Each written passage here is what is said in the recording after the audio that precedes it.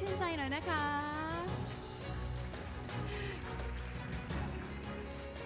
ขอบคุณค่ะชื่นใจเลยค่ะวันนี้สวัสดีทุกท่านนะคะขอต้อนรับทุกท่านนะคะเข้าสู่งานประชุมอย่างเป็นทางการของเรานั่นคือ ASEAN Carbon Pricing Conference นะคะวันนี้ดิฉันแหม่มทัศมาดำแดงขออนุญาตรับหน้าที่เป็นพิธีกรค่ะ Good morning how are you Amazing I really love to see every one of you with a big smile back to me too. So welcome to Thailand, the land of smile. You can see my big smile here too because I'm Thai. So let me introduce myself a little bit. My name is Tasma Damdam. That's too long. Just call me ma'am. I'm very honored to be here today to officially launch this amazing moment to every one of you. Ladies and gentlemen, this is our opening ceremony of ASEAN Carbon Pricing Conference. I hope that along the 2 days that we stay together, you have a great time together with me and with us over here, okay? วันนี้นะคะขอต้อนรับทุกท่านนะคะขออนุญาตแนะนำสักเล็กน้อยนี่คืองาน ASEAN Carbon Pricing Conference นะคะจัดขึ้นโดยทางกระทรวงทรัพยากรธรรมชาติและสิ่งแวดล้อมโดยองค์การบริหารจัดการก๊าซเรือนกระจกองค์การมหาชนหรือว่าเราจะเรียกสั้นๆว่า TGO นะคะแล้วก็เราร่วมมือกันกับทาง UNFCCC Regional Collaboration Center หรือ UNFCCC RCC แล้วก็ยังมีอีกหลากหลายหน่วยงานนะคะได้แก่ Global Green Growth Institute หรือ GGGI แล้วก็ยังมี Japan International Cooperation Agency หรือ JICA สถานเอกอัครราชทูตอังกฤษประจำประเทศไทยและกระทรวงการต่างประเทศสมาพันธรัฐสวิตด้วยนะคะซึ่งงานของเรานะคะเป็นเกียรติอย่างมากเลยอยากจะขออนุญาตประกาศให้ทุกท่านได้ทราบว่างานของเรานั้นเป็นการจัดการประชุมในรูปแบบของ Carbon Neutral Event เรามีการชดเชยการปล่อยก๊าซเรือนกระจกจากการจัดการประชุมเพราะฉะนั้นเท่ากับว่าการประชุมของเราในครั้งนี้เนี่ยนะคะเป็นการประชุมที่ไม่ปล่อยก๊าซเรือนกระจก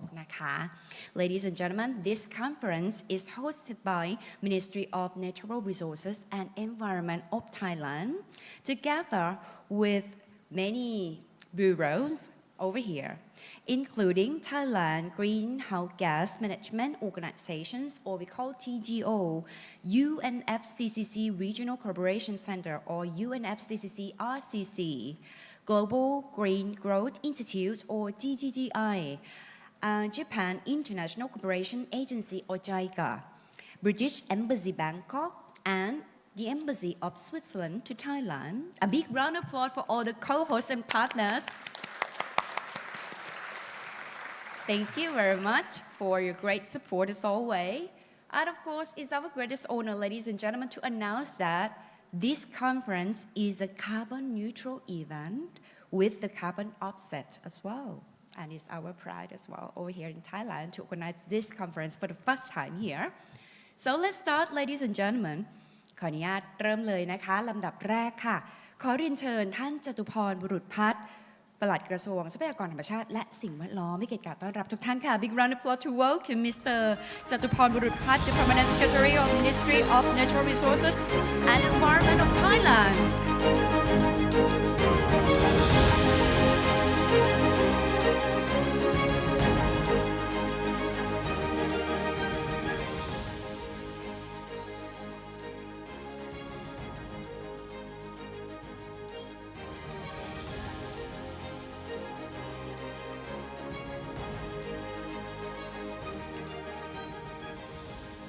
สวัสดีตอนเช้าครับ Good morning His Excellency Mr. Nishida Kasuya Ambassador of Japan to Thailand His Excellency Mr. Pedro Swalan Ambassador of Switzerland to Thailand Mr. David Thomas Deputy Head of Mission British Embassy Bangkok Distinguished Speaker Distinguished Participant from ASEAN Member State Ladies and Gentlemen First of all, I would like to convey His Excellency Police General Pacharawat Wongsuwan, Deputy Prime Minister and Minister of Natural Resources and Environment, apologize to all of you to being unable to preside over the conference due to the urgent engagement.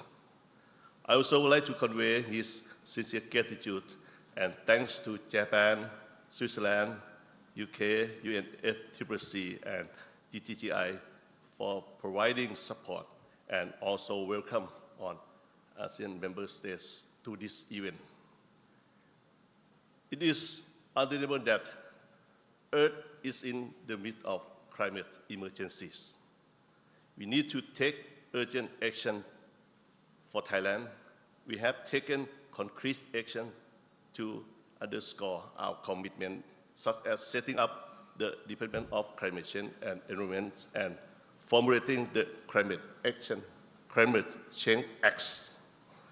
Ladies and gentlemen, we believe that the carbon pricing is one of the instruments of the climate policies. To reduce greenhouse gas emissions, it is essential to mobilize our collective energy within our regions. Therefore, we convened the ASEAN Carbon Pricing Conference as a platform for regional cooperation to exchange the ideas, experience, and the best practice of carbon pricing mechanism in driving climate action and fostering a regional carbon market.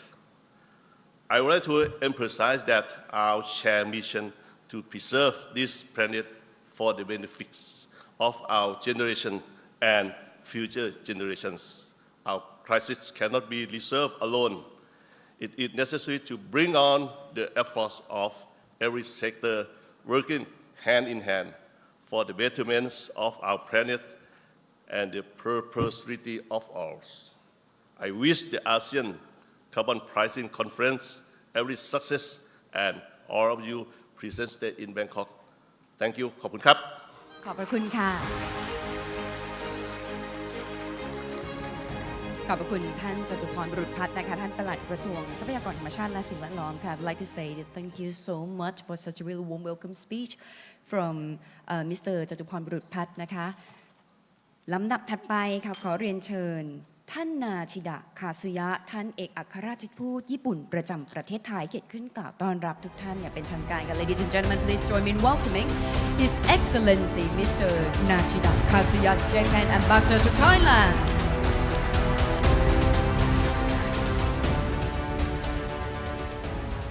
His Excellency Mr. Jatapum Prebat, Deputy Prime Minister, the Permanent Secretary, Ministry of Natural Resources and the Environment, Excellencies, distinguished guests, and ladies and gentlemen, good morning.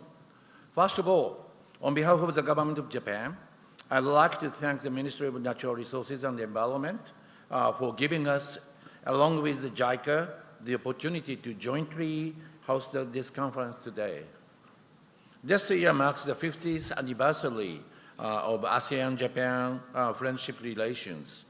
Since 1973, Japan has worked in lockstep with ASEAN member states to build a mutual confidence and trust in our commitment to work with the region as an equal partner towards fostering peace and prosperity. As such, we are quite delighted to host this event as one of our commemorative events for the 50th year of ASEAN-Japan Friendship Cooperation.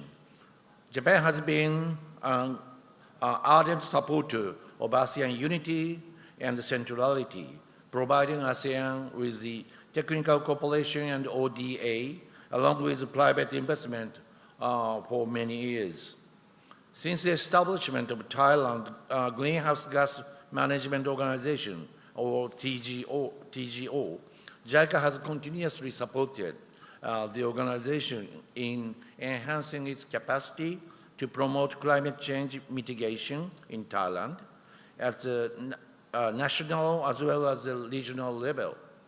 We believe that today's conference showcases TGO's success in leveraging its acquired expertise to promote knowledge sharing among other ASEAN countries. Carbon markets in Asia are firmly on upward trend. This is supported by the various institutional arrangements such as carbon tax, emission trading systems, and the domestic carbon credit trading schemes, all established with the aim of achieving decarbonization of the economy. Last month, Tokyo Stock Exchange also launched the carbon credit market to encourage private sector investment in green transition schemes. And we expect such trends to continue, generating further opportunities for investment towards decarbonization of the economy.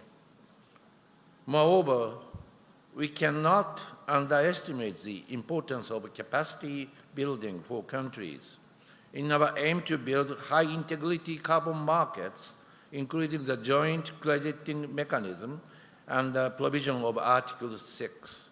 At the COP27 held in Egypt last year, Japan established the Paris Agreement Article 6 Implementation Partnership, which is jointly operated by the UNFCCC Secretariat and the World Bank. This initiative will be explained in more detail at tomorrow's session.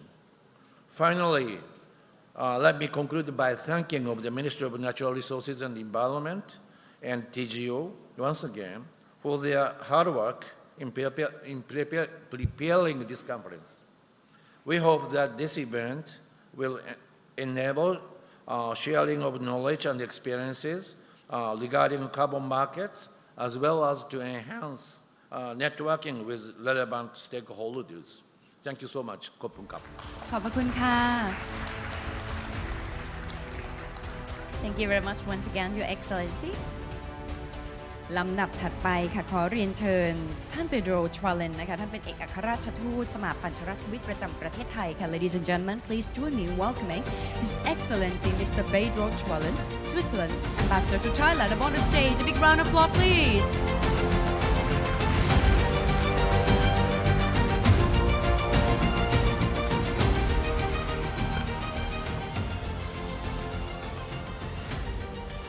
Your Excellency, dear Permanent Secretary Chatuporn Buddhapat,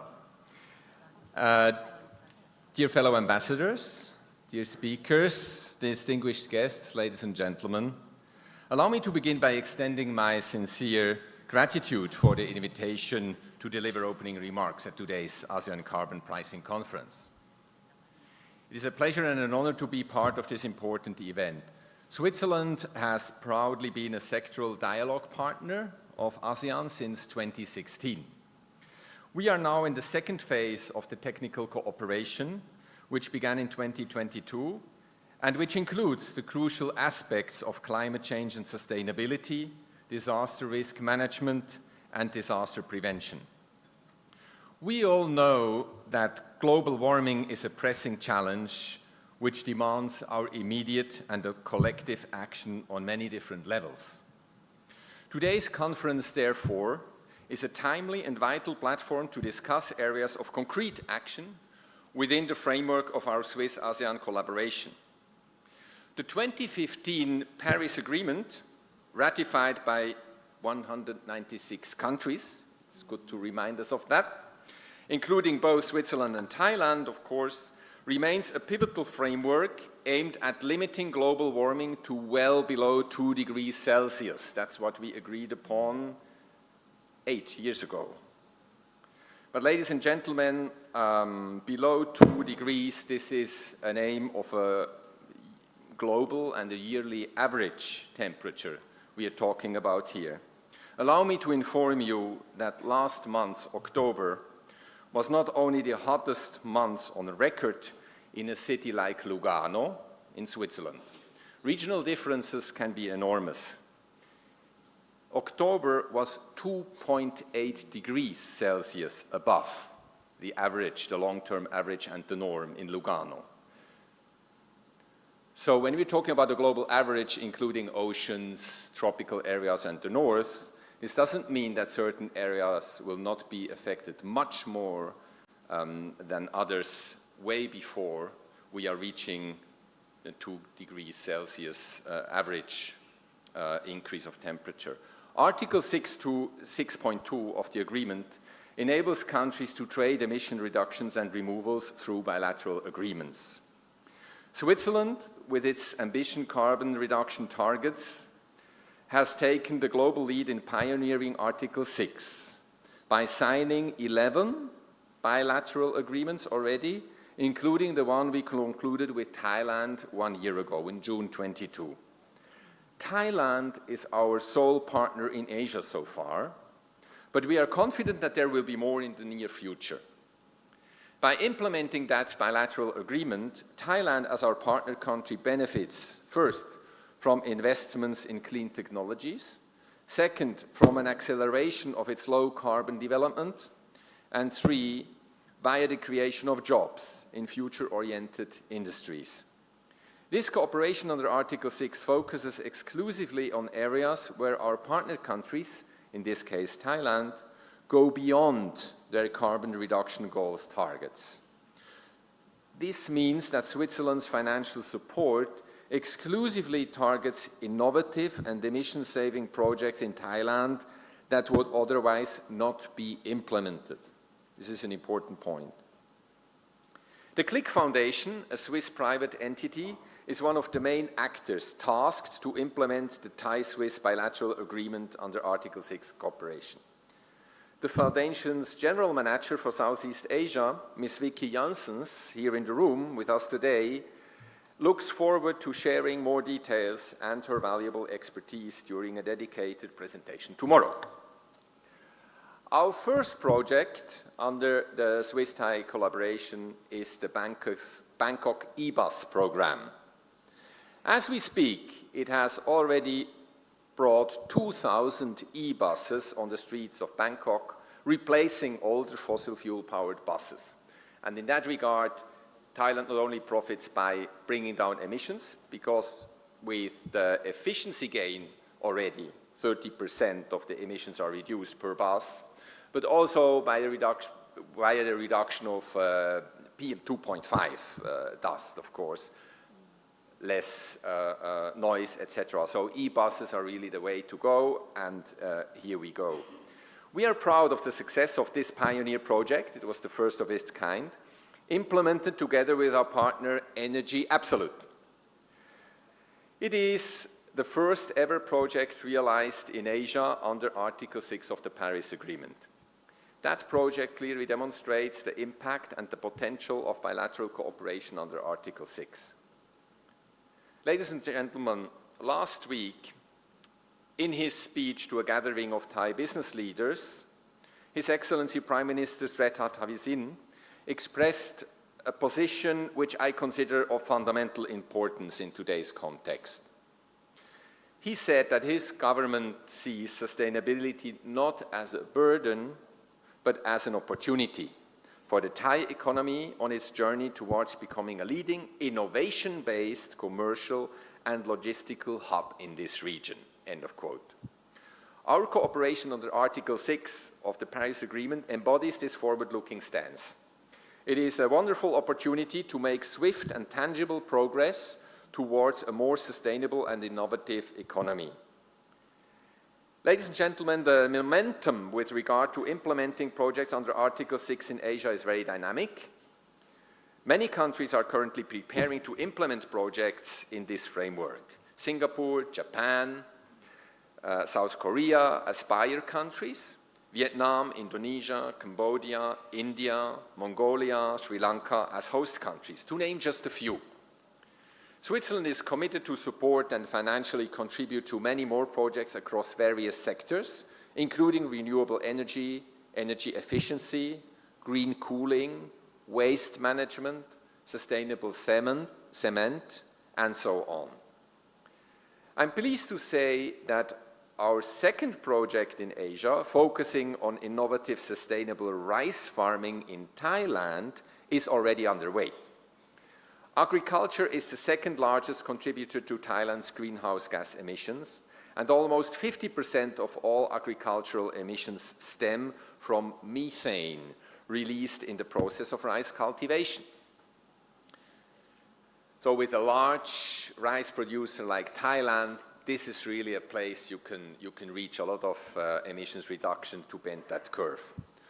Lowering the amount of methane emitted in the process of rice production would therefore have a significant impact on reducing Thailand's overall levels of GHG emissions.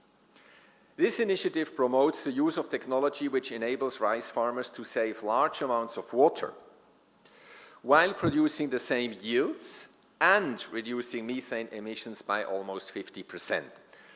The technology is well known already. However, we now face the challenge of implementing and upscaling it rather quickly in the race against emissions we are facing.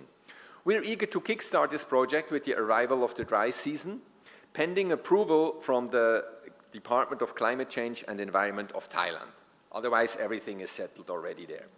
In conclusion, Thailand, and indeed the whole ASEAN region, has an immense potential for emissions reductions, and ASEAN countries are highly sought after partners on the global stage for partnerships under Article 6 of the Paris Agreement. By uniting our efforts, we can work towards the goals outlined in the Paris Agreement and secure a sustainable planet for future generations. However, ladies and gentlemen, we know that we need to do that now. I look forward to the discussions during this forum. Thank you very much. Thank you very much, Your Excellency. Thank you once again for His Excellency Pedro Chwalan, the Switzerland Ambassador to Thailand. ลำดับถัดไปค่ะขอเรียนเชิญคุณเดวิดโทมัสนะคะท่านเป็นรองหัวหน้าคณะผู้แทนทางการทูตสถานเอกอัครราชทูตอังกฤษประจำประเทศไทยค่ะ Ladies and gentlemen, please welcome Mr. David Thomas, Deputy Head of Mission, British Embassy, Bangkok. Big round of applause, please.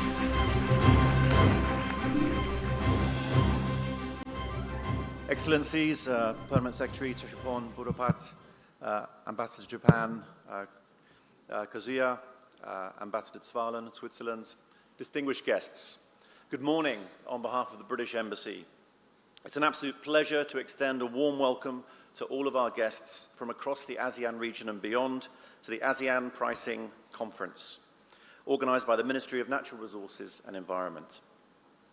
The global climate crisis is an issue that transcends borders and requires a collaborative effort on a scale never seen before.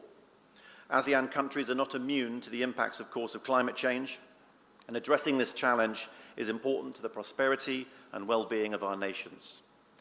Carbon pricing is a crucial component of our collective strategy to combat climate change, and this conference represents a significant milestone in our ongoing efforts to create a sustainable and equitable future. It's a platform for us to engage in meaningful dialogue, exchange knowledge, and explore innovative solutions to reduce carbon emissions while fostering economic growth. The United Kingdom is committed to its role as a global leader in the fight against climate change.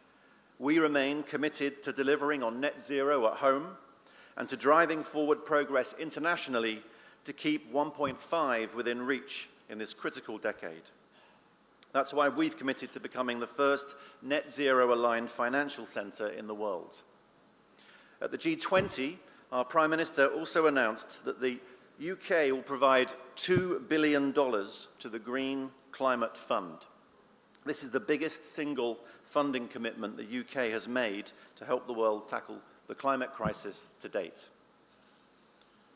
In respect to the GCF, the Global Climate Fund, I would like to congratulate Thailand. The Ambassador Zwalan was talking about rice.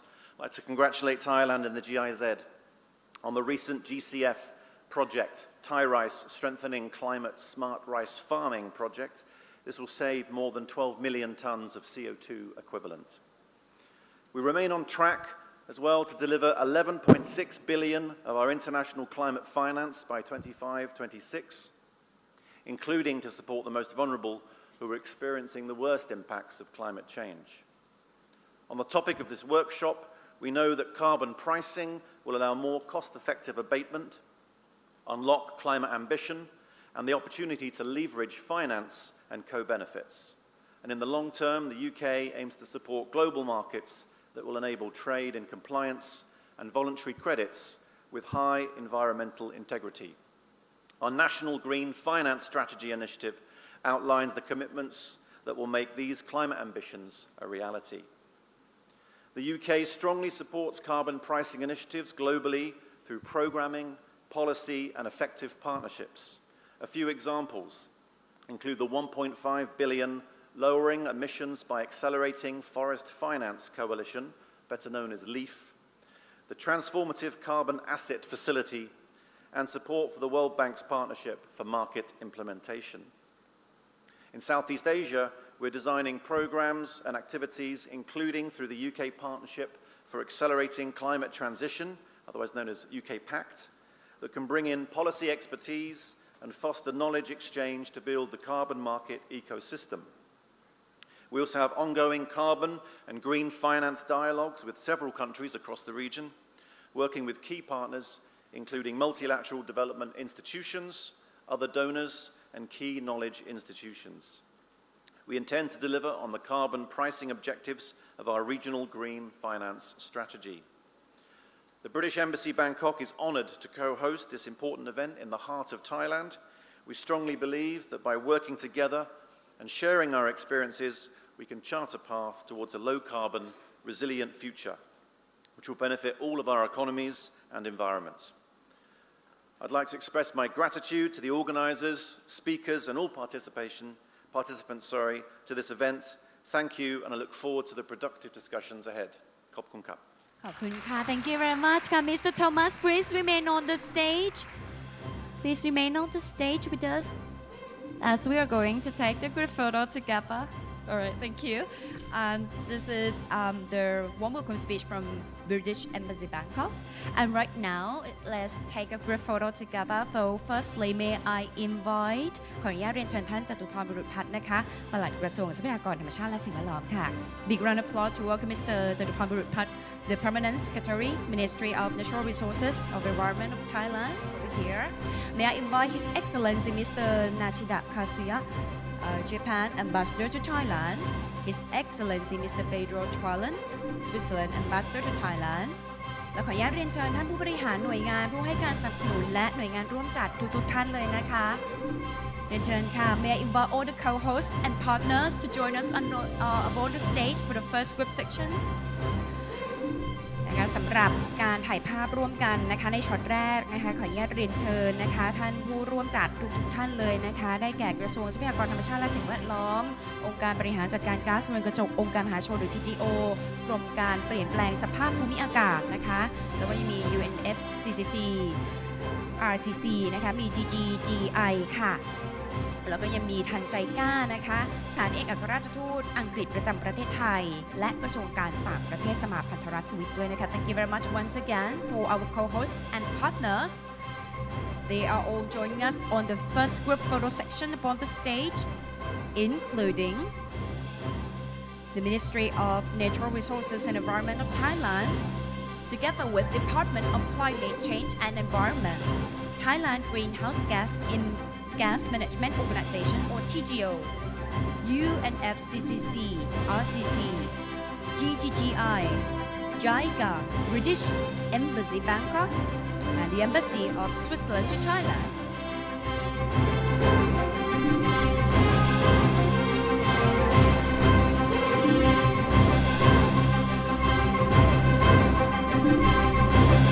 ได้ภาพครบไหมคะถ้าครบแล้วขออนุญาตนะคะone more shot please. Alright. A big round of applause for all the guests upon the stage. Thank you very much. ขอบพระคุณนะคะลำดับถัดไปเราจะถ่ายเซลฟี่ร่วมกันค่ะขออนุญาตเรียนเชิญทุกท่านด้านบนเวทีให้เกียรติบริเวณทางด้านล่างนะคะโดยที่ยืนบริเวณทางด้านหน้าโซฟาแถวแรกค่ะ May I invite all of you on the stage to stand in front of the first row of the sofa as we are going to take a group photo together. The selfie shot. May I invite all of you ladies and gentlemen to kindly stand up. Come on everyone. To capture this memorable moment together. Such amazing cooperation, not just in Thailand, not just in ASEAN, but also globally. And also the photographers, the member media. Please, may I invite all of you to on the stage. พี่ๆคะเดี๋ยวขออนุญาตให้ทุกท่านบีบเข้ามาไหมหรือให้ยืนที่เดิมดีประมาณนี้นะคะ Alright everyone, let's take the first shot. Just stand still and give a big smile to our photographer, please. ยิ้มหวานค้างไว้ได้เลยค่ะ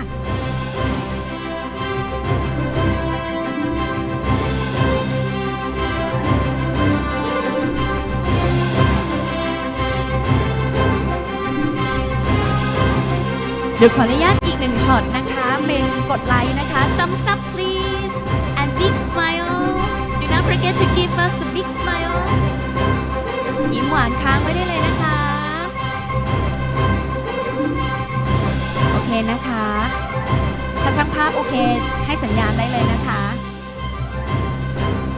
โอเคค่ะขอเสียงปรบมือให้ตัวเองด้วยนะคะ thank you very much ขอบคุณค่ะ please kindly be seated thank you oh I love this amazing such a really warm welcome atmosphere like this thank you very much and of course once again ladies and gentlemen right now we officially open our ASEAN Carbon Pricing Conference. I'm so thrilled because that now we're going to start with the first 2 keynote speakers.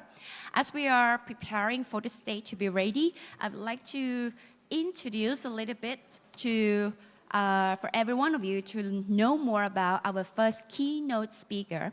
Our first keynote speaker is Miss Julie Amoroso Garbin. She has a strong background in climate change adaptations and international negotiations, having worked on the many facets of the subject matter for almost 15 years now. 9 years of that in advising developing countries, particularly the least developed countries, or LDCs, and in formulating and implementing national adaptation plans or NAPs, and in supporting the intergovernmental process on issues relating to LDCs, NAPs, and adaptation communications registry. Today, she is going to start our scene setting on accelerating the implementations of the Paris Agreement through regional collaboration. She's going to talk about the carbon pricing as a tool to achieve NDC and how UNFCCC is supporting parties. And right now, while she's preparing, I would like to say thank you once again for our co-hosts and our partners. Let me say thank you to all of you for joining us today, for every one of you from ASEAN as well.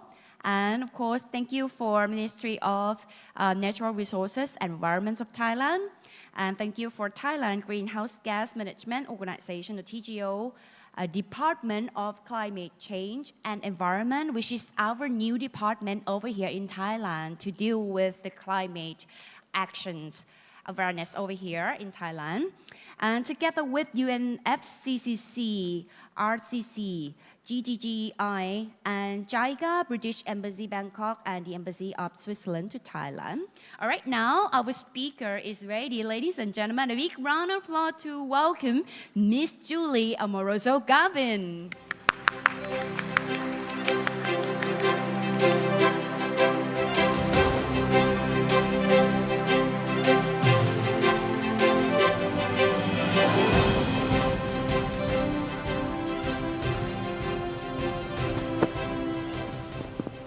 Good morning, everyone. So I'm the first person to do the death by PowerPoint, so I hope that's fine with you.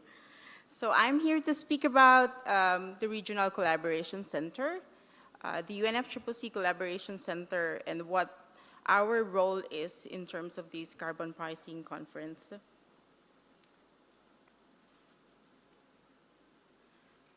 So the Regional Collaboration Center is the UNFCCC presence at the regional level.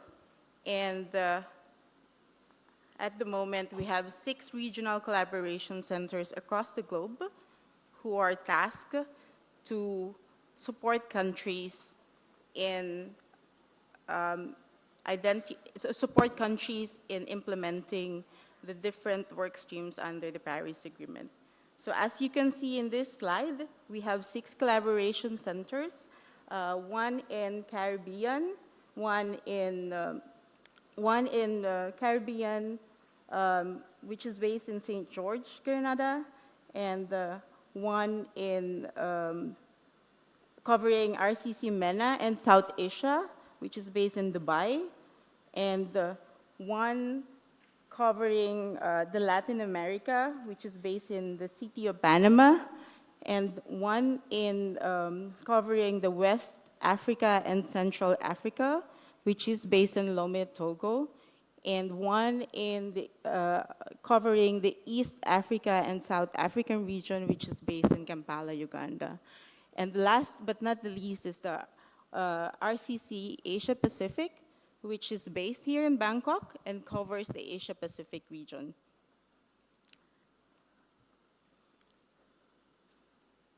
I don't know if you can see it well, but I hope you can see it well.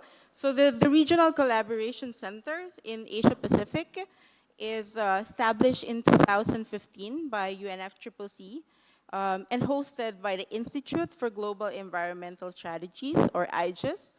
And it's initially set up to spread the benefits of the clean development mechanism to help underrepresented regions increase their attractiveness and potential for CDM. But since the establishment of the Paris Agreement in 2015, the Regional Collaboration Centers has broadened its role, and it has moved towards facilitating support for climate action, towards the realization of countries' nationally determined contributions, implementation of the different components of the Paris Agreement. The Regional Collaboration Centers has three main pillars or goals in terms of achieving effective engagement, and one is focused on ambition, aiming to maximize the magnitude and extent of commitment to climate action, and implementation, aiming to facilitate implementation of climate action to achieve commitments. Sorry about that. It's not audible. And goal 3 is focusing on partnerships and coordination. The Regional Collaboration Center, as you know, as many of you know, have been carrying out different modalities of support to our countries in the region. As I said, in terms of supporting the countries to achieve the different work streams under the Paris, to achieve the different goals under the Paris Agreement. And we carry out this support through capacity building, stakeholder engagement, awareness raising, connections to experts, providing technical and policy support through matchmaking and collaboration, data collection and analysis, and communication and outreach. So what we do, we pride ourselves in terms of delivering value, as we are the first point of contact in the regions for parties and non-party stakeholders, as well as we channel regional perspective and needs to the UNFCCC process. As mentioned earlier, we are literally the regional presence of the UNFCCC Secretariat in the region. And we facilitate the provision of technical support to parties, including non-party stakeholders, to meet the commitments and take full advantage of the suite of opportunities to implement climate action. We also take advantage of our unique role to understand the specific regional needs and the different capacity needs of the countries in the region. And we facilitate or broker support for these countries by understanding the different landscape of support that the different regional entities offer in the region. So as you can see here in the slide, we do not only cater to a specific work stream, but we try to the extent possible cater to the needs of the different countries in the region across the different work streams. For instance, we provide capacity building support or technical support and for adaptation, for sustainable development and participation, for transparency, for means of implementation, and for mitigation. As we all know, and hence the reason why we are here with you in this particular gathering.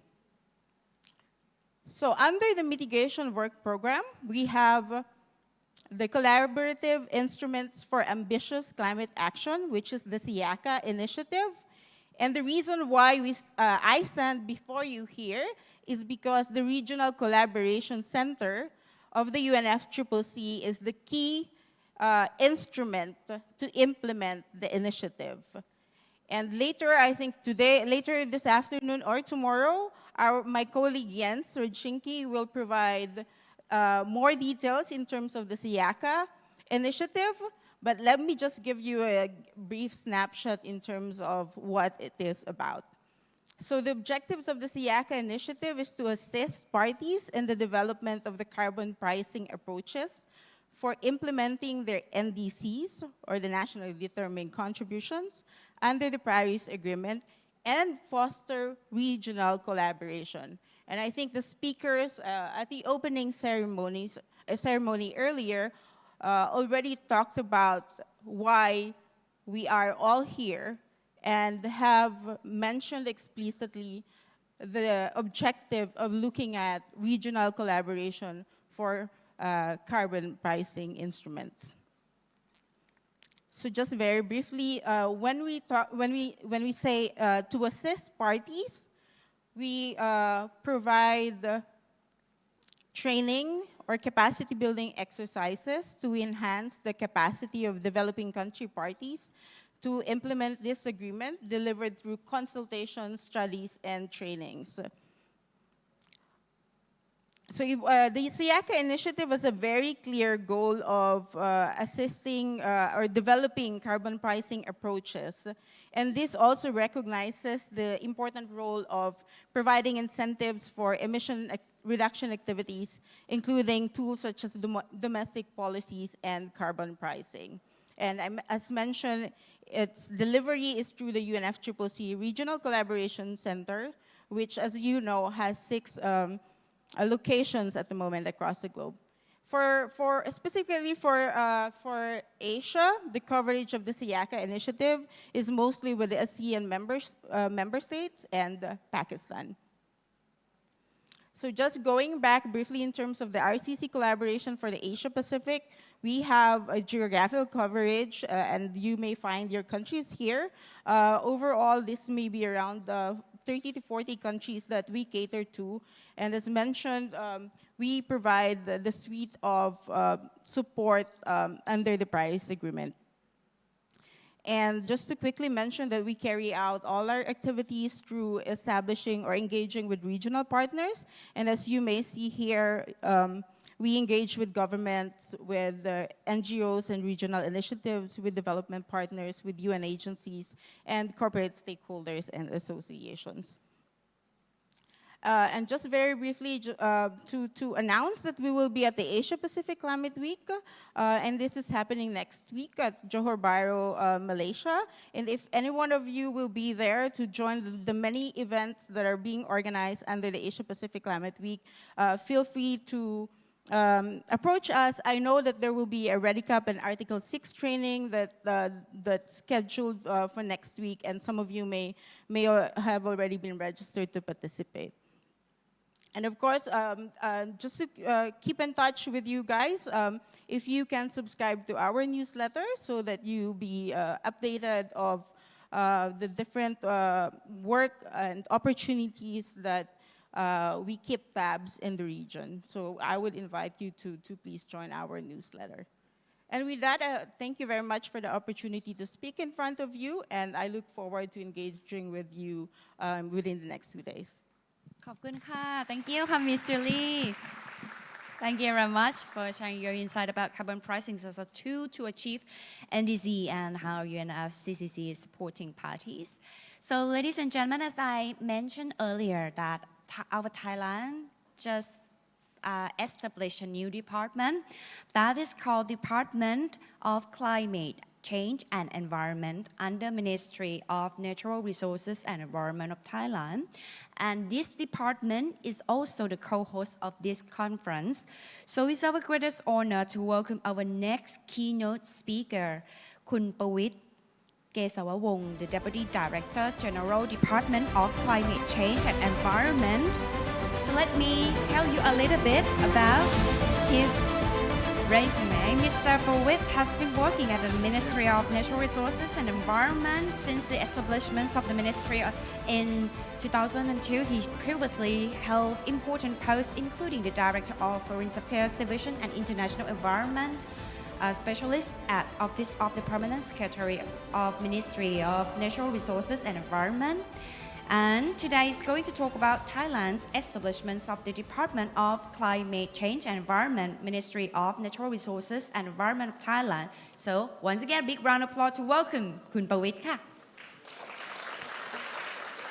Thank you very much, and very good morning to Your Excellency and all participants to the carbon pricing conference today.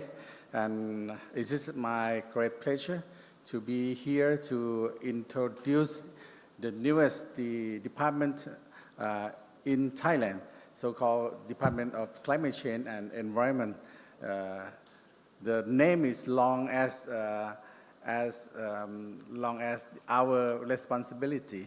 So it is very timely that the Thailand founded or set up the Department of Climate Change. So because the climate change is very urgent and is very serious to Thailand, and the Prime Minister already adopt and pledge the target at the COP26 in Glasgow that we have to meet the carbon neutral by 2050 and net zero greenhouse gas by 2065. I just recap for your information. And of course, this is why the Thailand set up the new department to carry on our vital tasks. And the Prime Minister Sethar Thvisin already emphasized at the UNGA 78 in September that Thailand have to carry on the climate change as the top priority of the national agenda. So we have to working together with all stakeholders in Thailand, not only for the private, but also for the public and the local people. So the Department of Climate Change, they used to be in the ONEP, or Office of Natural Resources and Environment, Policy and Planning. They found around 2011. At the beginning, there's only 18 people working for the climate change, and they grew up continually, around 40 staff to working with a huge responsibility on the climate change. They are the focal point, everything on the climate change. They are the center of climate change in Thailand. So it's just very burden to them, and I think that it's time to, leverage the capacity of the climate change issue in Thailand. So we established the Department of Climate Change and Environment since the August of this year. So we have totally the amount of the people, around almost 500 people in Department of Climate Change. So therefore we have the capacity to working and overcome all the climate change issue in Thailand. So the climate change department is tasked to supervising Thailand mission and operation related to the climate change with coordination among the public agency and private sectors. And of course, we respond for assessing the country climate risk and producing the guideline in line with Thailand commitment to international protocol. You see on the screen that the This is for the previously the climate change division in the ONEP since 2011. And like I said, that August 18, the royal decree and of course ministerial resolution, regulation that set up the new department. The organization structure is including around 6 core divisions. The first very important division is the Strategy and International Cooperation Division, is that has is to formulate policy and plan, making the recommendation for the measure to enhance the cooperation between government and private sector, along with the foreign agency and international organization. Moreover, they're implementing and monitors policy and strategy and plan, and preparing the report relevant to the UNCCC's and also develop the national climate change database. The second one is the mitigation implementation division. This division will set up the target and action plan for the country greenhouse gas mitigation, development measures and mechanisms to collaboratively monitor and evaluate the implementation of the greenhouse gas mitigation action plans with the relevant agency. And of course, promote and develop methodology for greenhouse gas emission calculation, and preparing the methodology for greenhouse gas inventory according to the IPCC guideline. The third one is the Adaptation and Environmental Implementation Division. This division has to preparing the National Adaptation Plan. They develop risk map, adaptation indicators, adaptation guidelines, and promote the best practices in the country.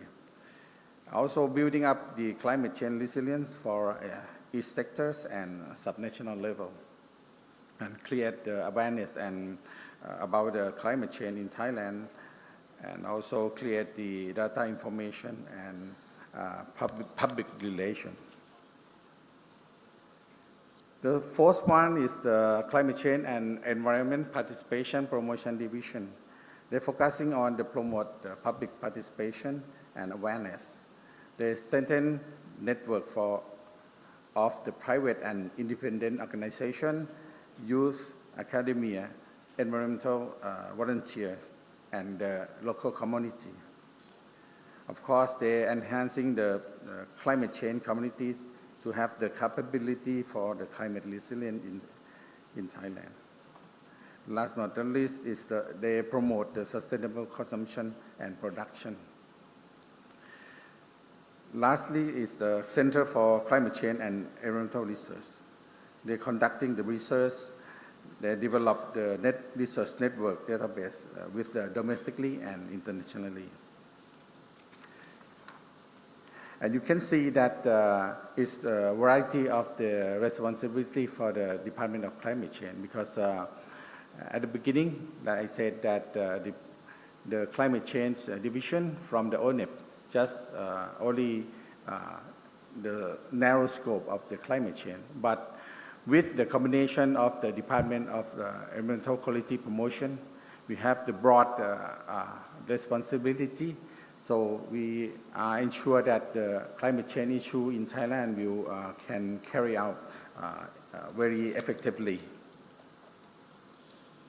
Like on the screen, you can see the linkage among the Department of Climate Change and Environment and all stakeholders, including private sectors, including public sectors, including the local communities. So at the national level, the CCE work closely with the LINE agency domestically to develop and provide recommendations for policy development, both mitigation and adaptation. For example, the NDC and National Adaptation Action. For the subnational level or provincial or local level, we promote awareness and collaboration and streamline national policy into the subnational. And we integrate climate change mitigation and adaptation policy into the subnational plans at the provincial scale for budgeting, acquisition, and implementation at the local level. You can see the international cooperation or international level. As you see that the Department of Climate Change is the focal point of UNFCCC. So we have the delegate to attend the UNFCCC COP, of course, 28th next COP. Likely the Prime Minister will attend the COP 18 in Dubai. And we have the focal point for the international budgeting for climate change, such as the Green Climate Fund, Jeff, in the sector of the climate change and adaptation fund. So we have the Thailand Greenhouse Gas organization, public organization as a technical arm for the carbon market. So you can see the complexity of the collaboration between Department of Climate Change, but we have the National Committee as the top of the policy and strategy planning. For the urgent agendas that we need to boost our effort to ensure that our target is achievable. So we have to introducing the climate finance, mobilizing from public-private for the unconditional target and international support for additional 10%. Because like you said that our NDC we have to reduce greenhouse gas by 30 to 40% by 2030 with the condition of the support of the international partners. The secondly is fostering the carbon market, which is one of the carbon mechanism, which is one of the tools that we can promote mitigation action and private participation in the market approach that we're having together today, that we are discussing and having the discussion to exchange our experiences on the carbon mechanism.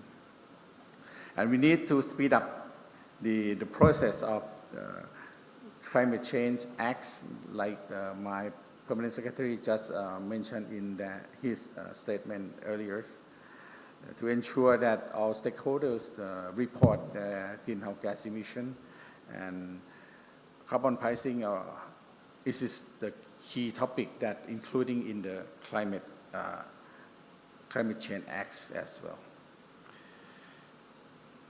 And we have to launching or driving the national determined contribution or NDC plan, action plan to identify activity and plan for NDC target with the core agency like the Ministry of the Energy, Ministry of Transportation, Ministry of Agriculture, Ministry of Environment as well.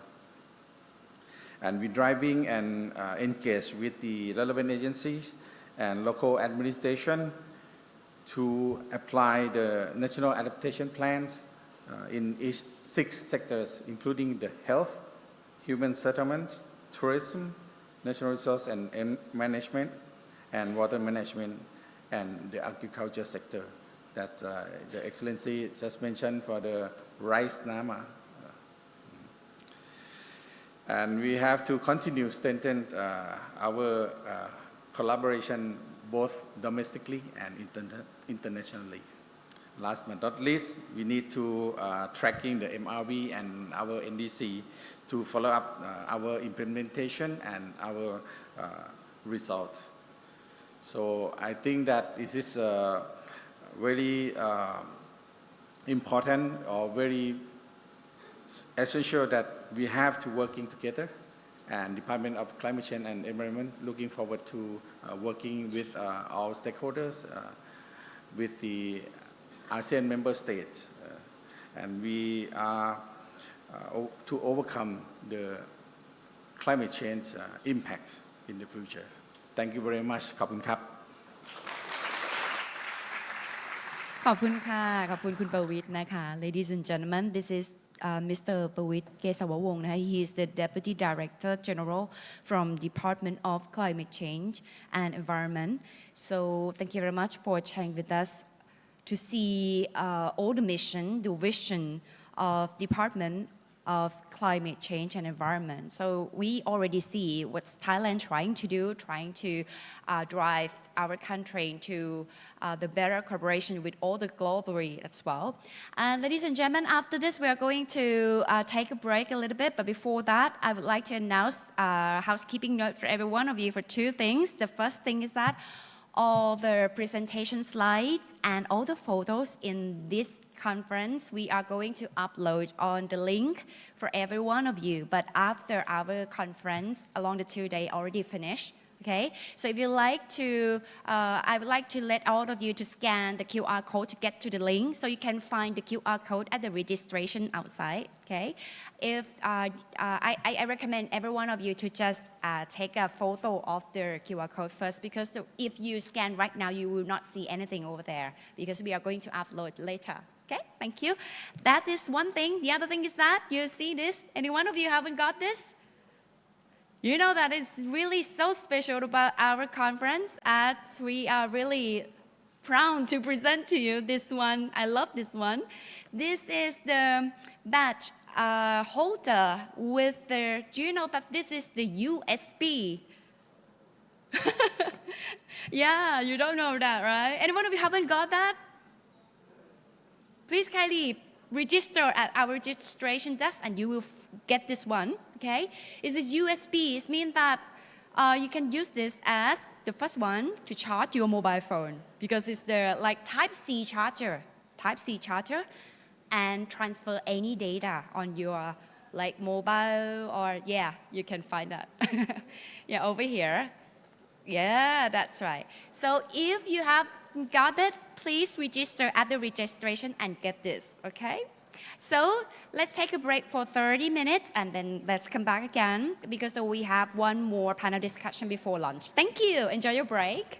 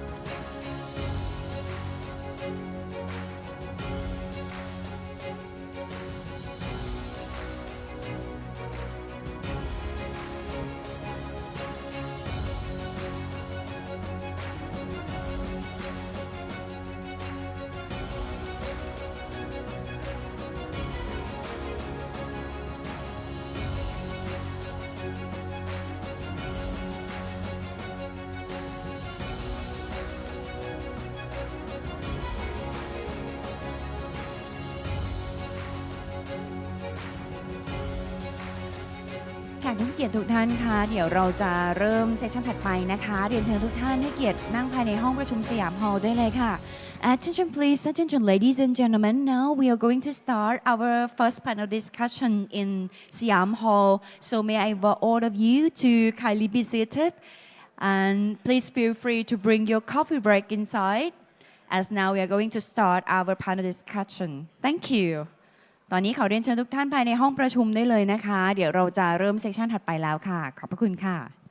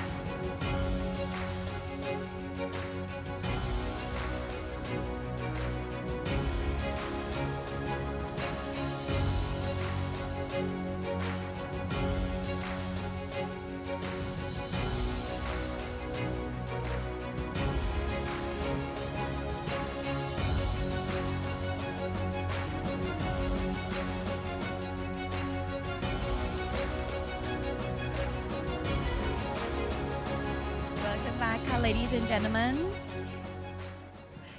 So now I would like to start our first panel discussion of our conference with the topic of the integrations of carbon pricing into national policies on climate change. The moderator of this section is Dr. Yuxing Ariel Yu from UNFCCC RCC Asia Pacific. Dr. Ariel is a principal researcher of the Institute of Global Environmental Strategies, or IGES, and Deputy Director of IGES Regional Center in Bangkok over here. She's also a team member of UNFCCC IGES Regional Cooperation Center for Asia and Pacific, or we call RCC in short. And she has been with RCC since 2015 to coordinate and support activities related to Article 6, carbon pricing, NCDs, climate finance, and transparency. So please give a big round of applause to Dr. Ariel Yu, please.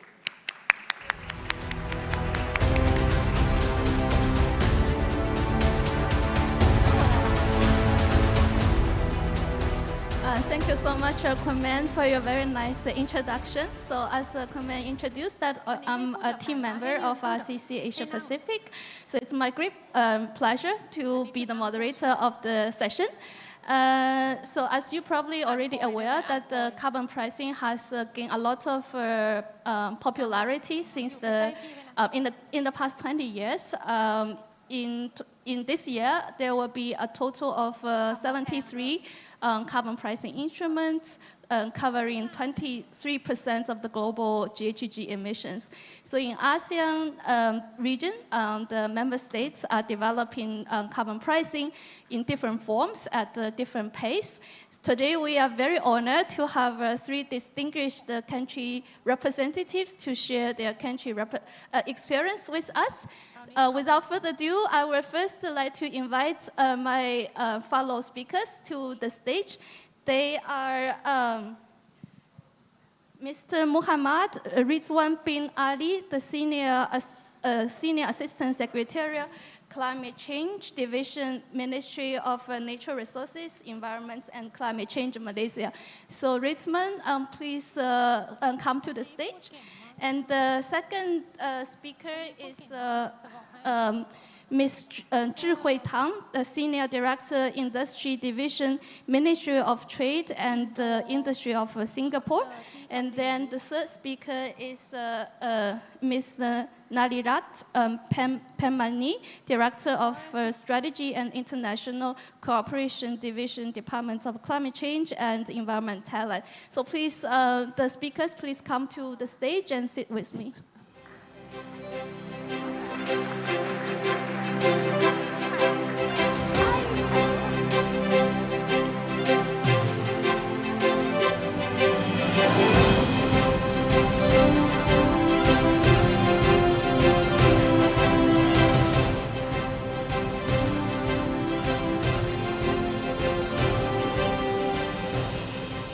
So in our session, each speaker will first have a 15 minutes presentation, and then I will follow up with some questions. So without further ado, Rizwan, please take the floor and make your presentation. Thank you so much. Thank you very much, moderator Dr. Ariel Yu from the RCC. So, Permanent Secretary, ambassadors, representative from the embassies, distinguished guests, ladies and gentlemen. My name is Muhammad Rizwan bin Ali from the Climate Change Division, Ministry of Natural Resources, Environment and Climate Change. So basically we are the national focal point for climate change in Malaysia to the UNFCCC, and also responsible for developing climate change policies for Malaysia and also involved in the international negotiation of climate change. So I'm going to share with all of you today on how Malaysia take on the carbon pricing issue and how we integrate it into our national policies basically. So as we know that the carbon pricing is quite new, it's a hot topic right now. Everybody is talking about carbon pricing. Oh, okay. But it's not a new thing for the developed countries, for the European Union countries, and then the other countries have been implemented carbon pricing for quite some time, especially in meeting their Kyoto Protocol targets before. So it's a new thing for the developing countries, especially for Malaysia, and that's why I'm very grateful today to share, so we could learn from each other on how to integrate this important policy into our climate change agenda. So if you look into the Malaysia GHG inventory, so of course you can see that among all the 5 key sectors, so the biggest chunk of the emission is coming from the energy sector, which comprise of the 78%. So 78% of the emission in Malaysia, and followed by the IPPU and also agriculture waste on the third. So these are the energy. We know that energy, we have a lot of mitigation actions that involving the energy sector. But for the waste and for the IPPU, these are the hard to abate sectors. Very hard for you to implement mitigation action that you can lower down their emissions. So something needs to be done to tackle the emissions from these sectors basically. So we have the absorption or the removals of the greenhouse gas through our natural forests. However, if you account everything inside, you can see the total of our greenhouse gas. We are the net emitters. We are emitting more 115 million tons. So after we counting the sequestration from our natural forest, basically.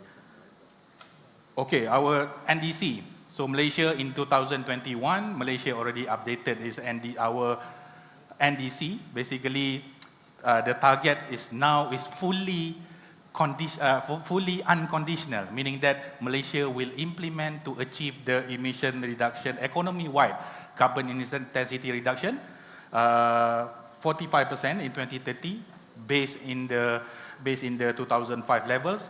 So it's unconditional, meaning that we will implement this to achieve this target according with our own full capacity, basically.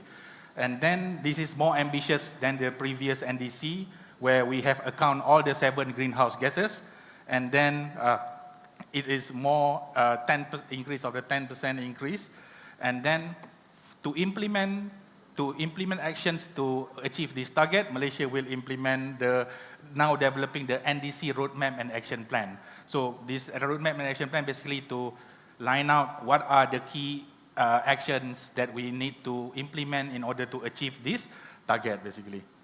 And then the long-term aspiration, this is something that I would like to share. This is the first time at the political level where the Prime Minister announced that Malaysia is going to have this aspiration to achieve a net zero GHG emission at 2050 the earliest. So basically this is what we call this our net zero target, basically aspiration.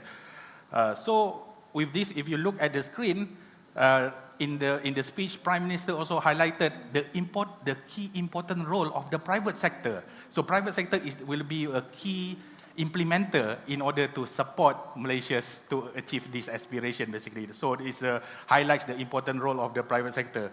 And then also, if you look at the third bullet, we also emphasizing for the very first time the role of the carbon pricing.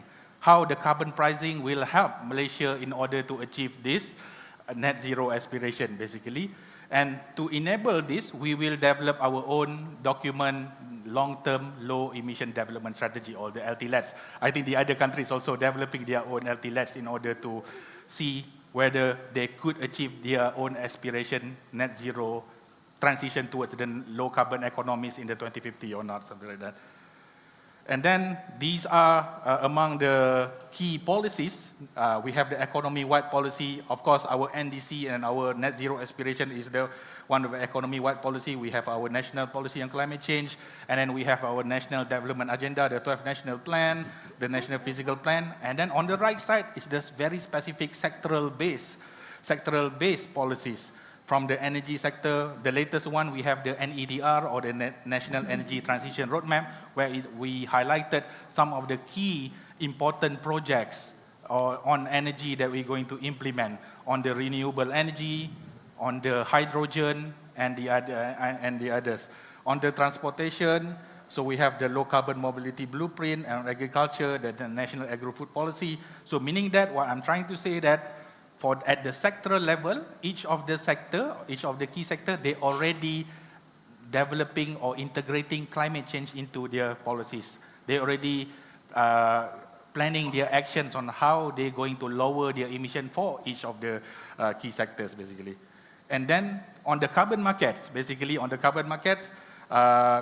cabinet in 2021 agreed basically with the decisions to develop a national carbon pricing policy. So we're going to have a policy, including the development of the our own Malaysia ETS, emission trading system. So this is the policy, but the real thing is not yet being implemented. So this is the policy, meaning that the government already decided that we're going to have our own carbon pricing policy, and then in the future, we will implement our own emission trading system. We will take that into consideration, basically. And then for the starting point, we mandated Malaysia Stock Exchange, or Bursa Malaysia, to develop the voluntary carbon market, because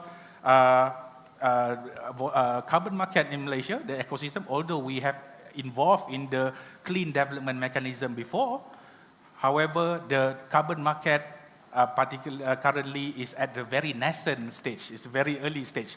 The SMEs, all the private sector, they didn't know basically. So what is the importance of this market? Why I need to take this opportunity to involve with the carbon market?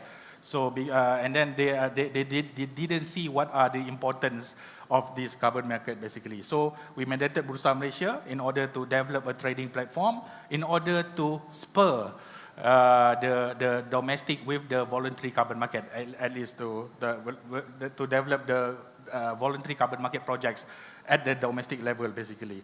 And then at the government level, we developed the national guidance on voluntary carbon market, basically to provide some guidance to this private sector or any entities that intend to involve with the voluntary carbon market. And then on the other hand, if you look at the last bullet point, basically at the federal level, on the Article 6 implementation. So now the federal government is busy developing the national arrangement. How are we going to have the national arrangement in order to implement Article 6, 6.2 and 6.4 in Malaysia, especially the role of the federal government to provide approval of the carbon projects to be implemented, and also the authorization of the any entities that involve, and also the transfer of the carbon credits to the international level, either to meet the other countries' nationally determined contribution, or either to meet other international mitigation purpose. So that is what the government is developing right now. I'm aware that some of the ASEAN countries, they already have this national arrangement. For example, Thailand already have their national arrangement for this Article 6. So we are aware of that, and that's why we took the examples. So these are some of the key things that we're going to integrate into our policy based on the experience from the other ASEAN state as well. And then on the carbon pricing itself, so of course, we are very glad to receive the support from the World Bank, through the Partnership for Market Implementation, or the PMI, where the PMI with World Bank through the PMI will support Malaysia in conducting a study on the carbon pricing implementation in Malaysia. So basically, the study will be focusing on the 4 modules. Module A on the impact analysis and policy review on carbon pricing.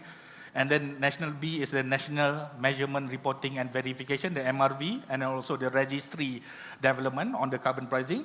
And C is on the domestic crediting scheme development. Is either we're going to have our own domestic crediting mechanism at our domestic level in order to support this carbon pricing implementation. And lastly, on the capacity building and stakeholder engagement, one is more on the capacity building of the stakeholders, of the private sector, and also the awareness on this carbon pricing to the stakeholders. So timeline for carbon pricing instruments. So basically, on the first part, I have already mentioned that we already have a voluntary carbon market trading platform. We already have. And then now we are developing the national arrangement for the Article 6 implementation. And then for the emission trading system or the emission trading scheme and carbon tax, it's now under the PMI study. So hopefully in 2025, the study could be completed and the government could take a decision what is the best carbon pricing instruments that Malaysia could implement in order to support our decarbonization of our economy, basically. On the carbon pricing instrument, the CPI's design consideration, there's a lot of things that Malaysia need to consider, basically. Learning from the experience of the other countries. So it's not an easy decision to make, basically. So we look into the other examples of the carbon tax or emission trading system implemented in various countries, in the Asian countries, in China, ETS, etc. We could look into New Zealand. Of course, the longest serving ETS, the EU ETS, the UK ETS, and the other developing countries, the Colombia and the other South Africa. So we learn from all of this. It's a very complex issue. You need to consider a lot of things for you to decide what are the best. So some consideration that we might we might want to take is what type of the carbon pricing instrument that we're going to implement. Are you going to implement carbon tax alone? Are you going to implement the ETS alone? Or are you going to combine both of them, to have both of them in the same time in your economic system? So on the sectoral coverage, so we asking also as well, what sectors to be covered? If you look into some of the implemented carbon tax, carbon pricing instrument, they are focusing on the energy intensive sectors, the energy sectors. So they are focusing on that basically. And then what happened to the sectors that are not covered by this carbon tax? So what are we going to do with them? That is something that Malaysians need to think as well. What happened to the waste sector? What happened to the IPPU and LULUCF sector? Because these sectors are the hard to abate sectors. Could we implement like this, that only certain sectors covered under the ETS, while the sectors not covered by the ETS should be implemented by, should take the carbon tax, to implement carbon tax for those sectors that are not covered under the ETS? Or should the carbon tax cover all of them, which is carbon tax will act as a floor price, and then only particular sectors only will be involved with the ETS. So that thing we need to decide later on. And then what are the price and also the tax basis? What are the low price? Is it good to starting with the low tax first, or is it going to have the medium, or we going to put a very high tax level to comply with for example, with the international trade related instrument, for example, the CBAM, the carbon border adjustment mechanism. So something like that we need to consider. But I think it is best to start low first, and then maybe to gradually to increase later on. And then the fourth thing we need to consider is, can we use the offset? Basically, can the entities participated inside the carbon pricing use the offset? For example, if you know the EU ETS, then the other ETS, I think the Korean ETS and the others, they allowed for the use of offset. I think Singapore in 2024 starting to be allowed to use the offsets. Maybe 5% of the covered emission, you are allowed to purchase an offset. So this is where the domestic carbon projects is important in order to supply the offset credits that can be purchased by these entities to be used to meet their carbon pricing requirement, basically. And then what happened to the revenue? Of course, the government are making some money. The government are collecting some money based on the implementation of these taxes and then the emission trading system. What are going to use? Are we going to give back the revenue to the low-income people? For example, the B40, the below 40 income groups, should we give them as a tax, as a cash, to enable them to support their daily lives, because they are the one will be hugely impacted by this carbon pricing implementation? And then should we use it for the other purpose? For example, the R&D, research and development for the new energy sector. I know that the EU ETS, they are using their revenue to do the R&D on the energy, etc. And then how it could use to basically to subsidize the fossil fuel, or it can be used to subsidize fossil fuels. So all of this is a very important consideration that Malaysia need to take later on in order for us to establish our own carbon pricing policy.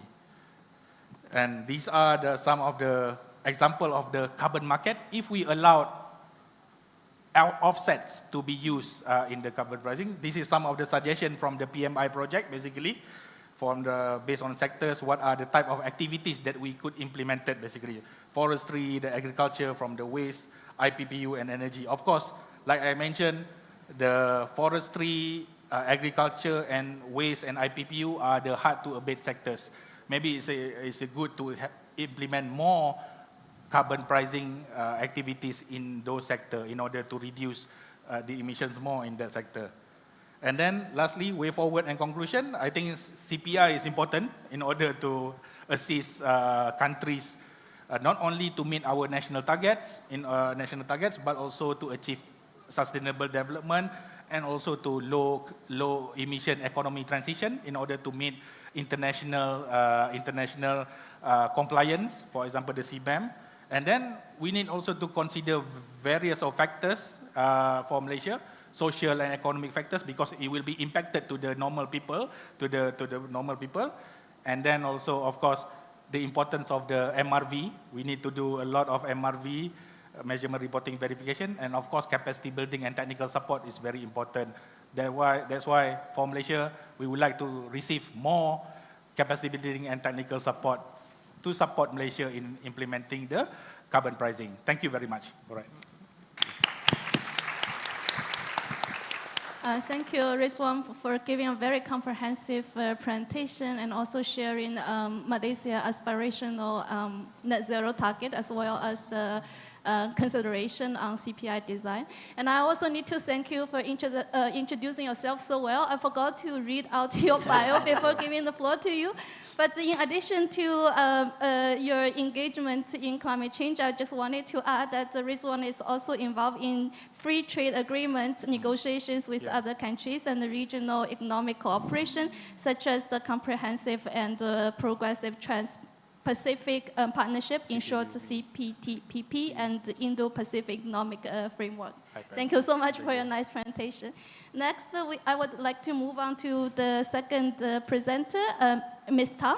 Ms. Tan is the Senior Director of the Industry Division at Singapore's Ministry of Trade and Industry, in short MTI. She observed the industry development strategies for key economic sectors, including manufacturing, services, lifestyle, and tourism. She also oversees efforts to decarbonize Singapore's industry and grow the green economy, including developing carbon pricing policies related to carbon tax and carbon credits, as well as facilitating research and development into low-carbon technologies such as carbon capture or low-carbon fuels. Without further ado, Ms. Tan, please take the floor.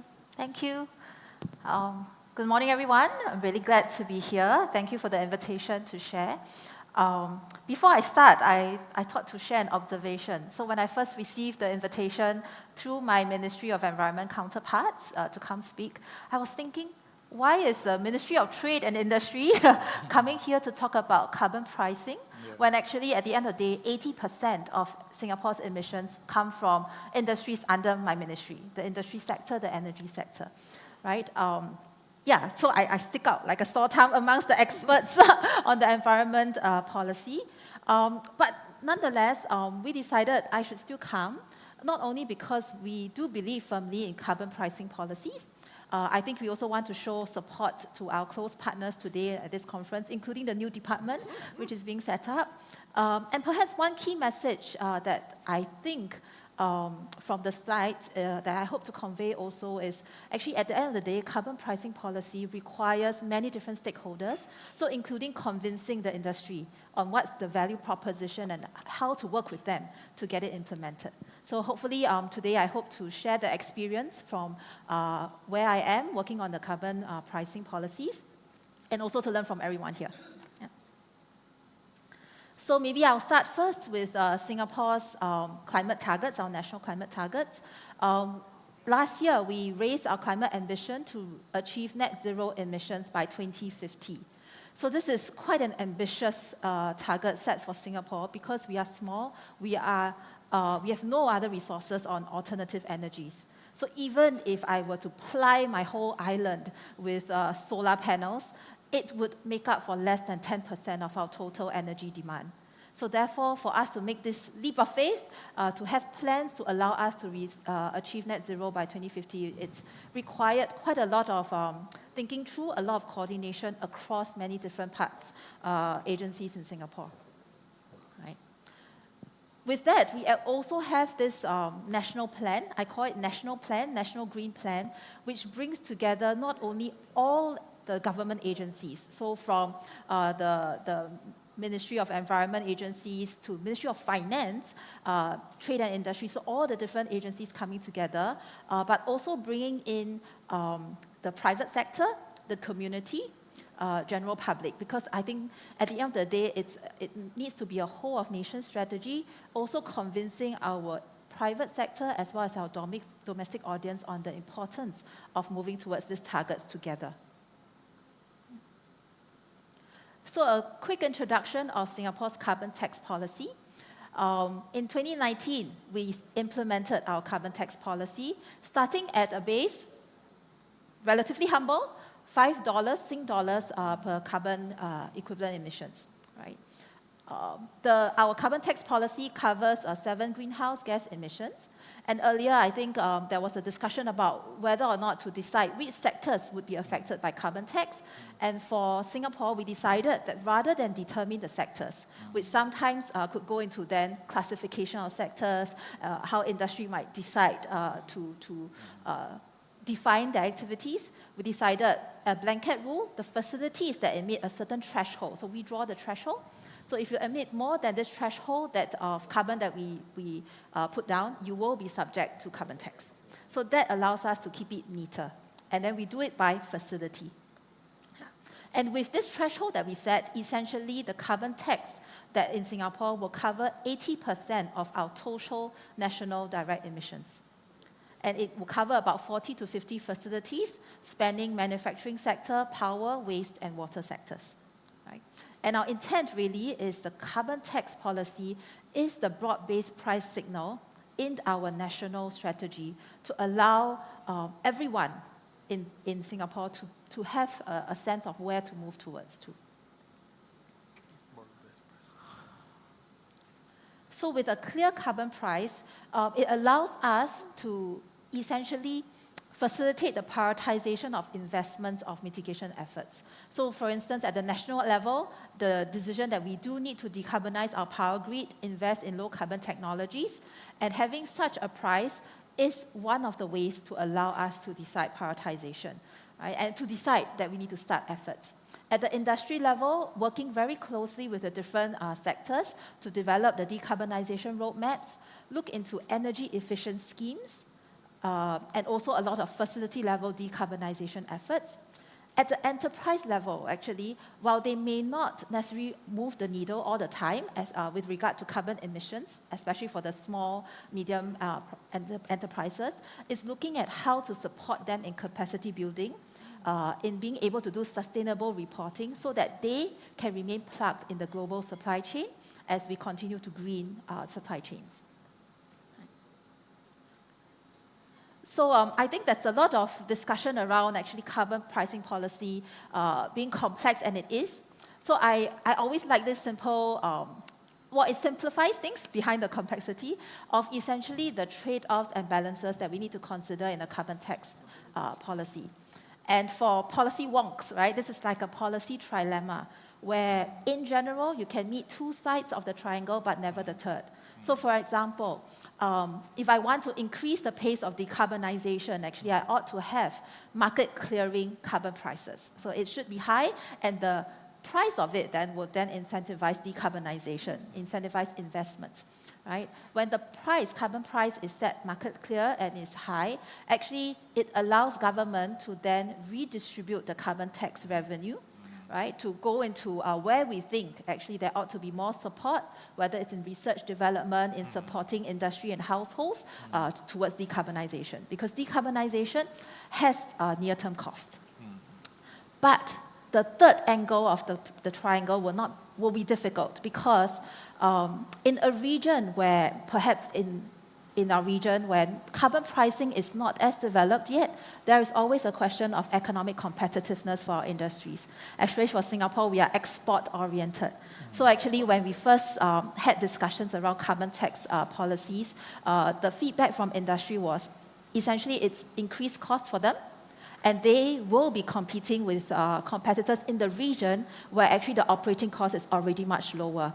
So the concern then on whether or not they will be priced out, whether or not there'll be carbon leakage. So essentially, industries may move to a place where it's operating lower, but actually the contribution to global climate change has not been achieved. Yeah, so therefore there was that balancing act that we needed to strike when we think about our carbon tax policy.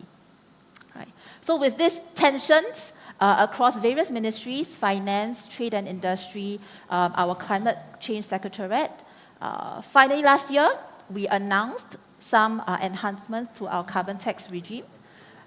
So essentially, there are three key features I thought to highlight.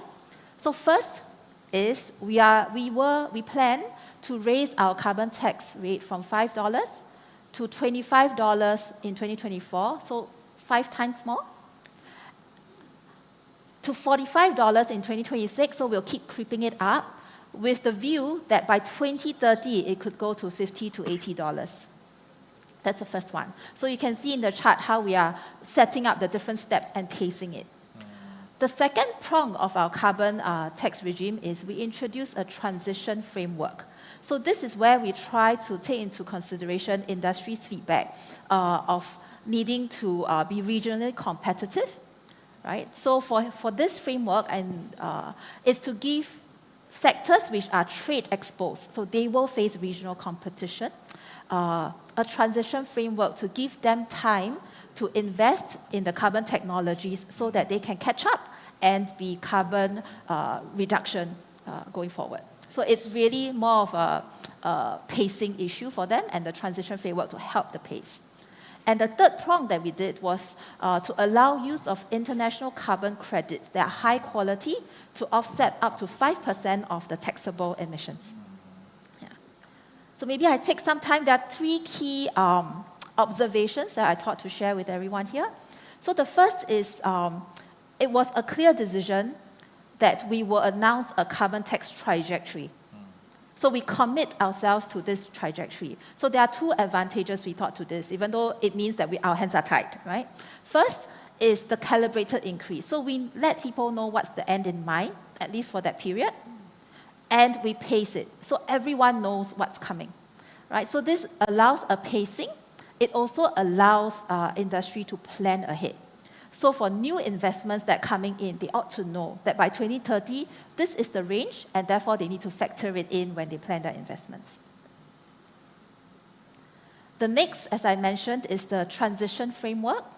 So it essentially is recognizing that our existing investments were here without a context of this higher carbon pricing.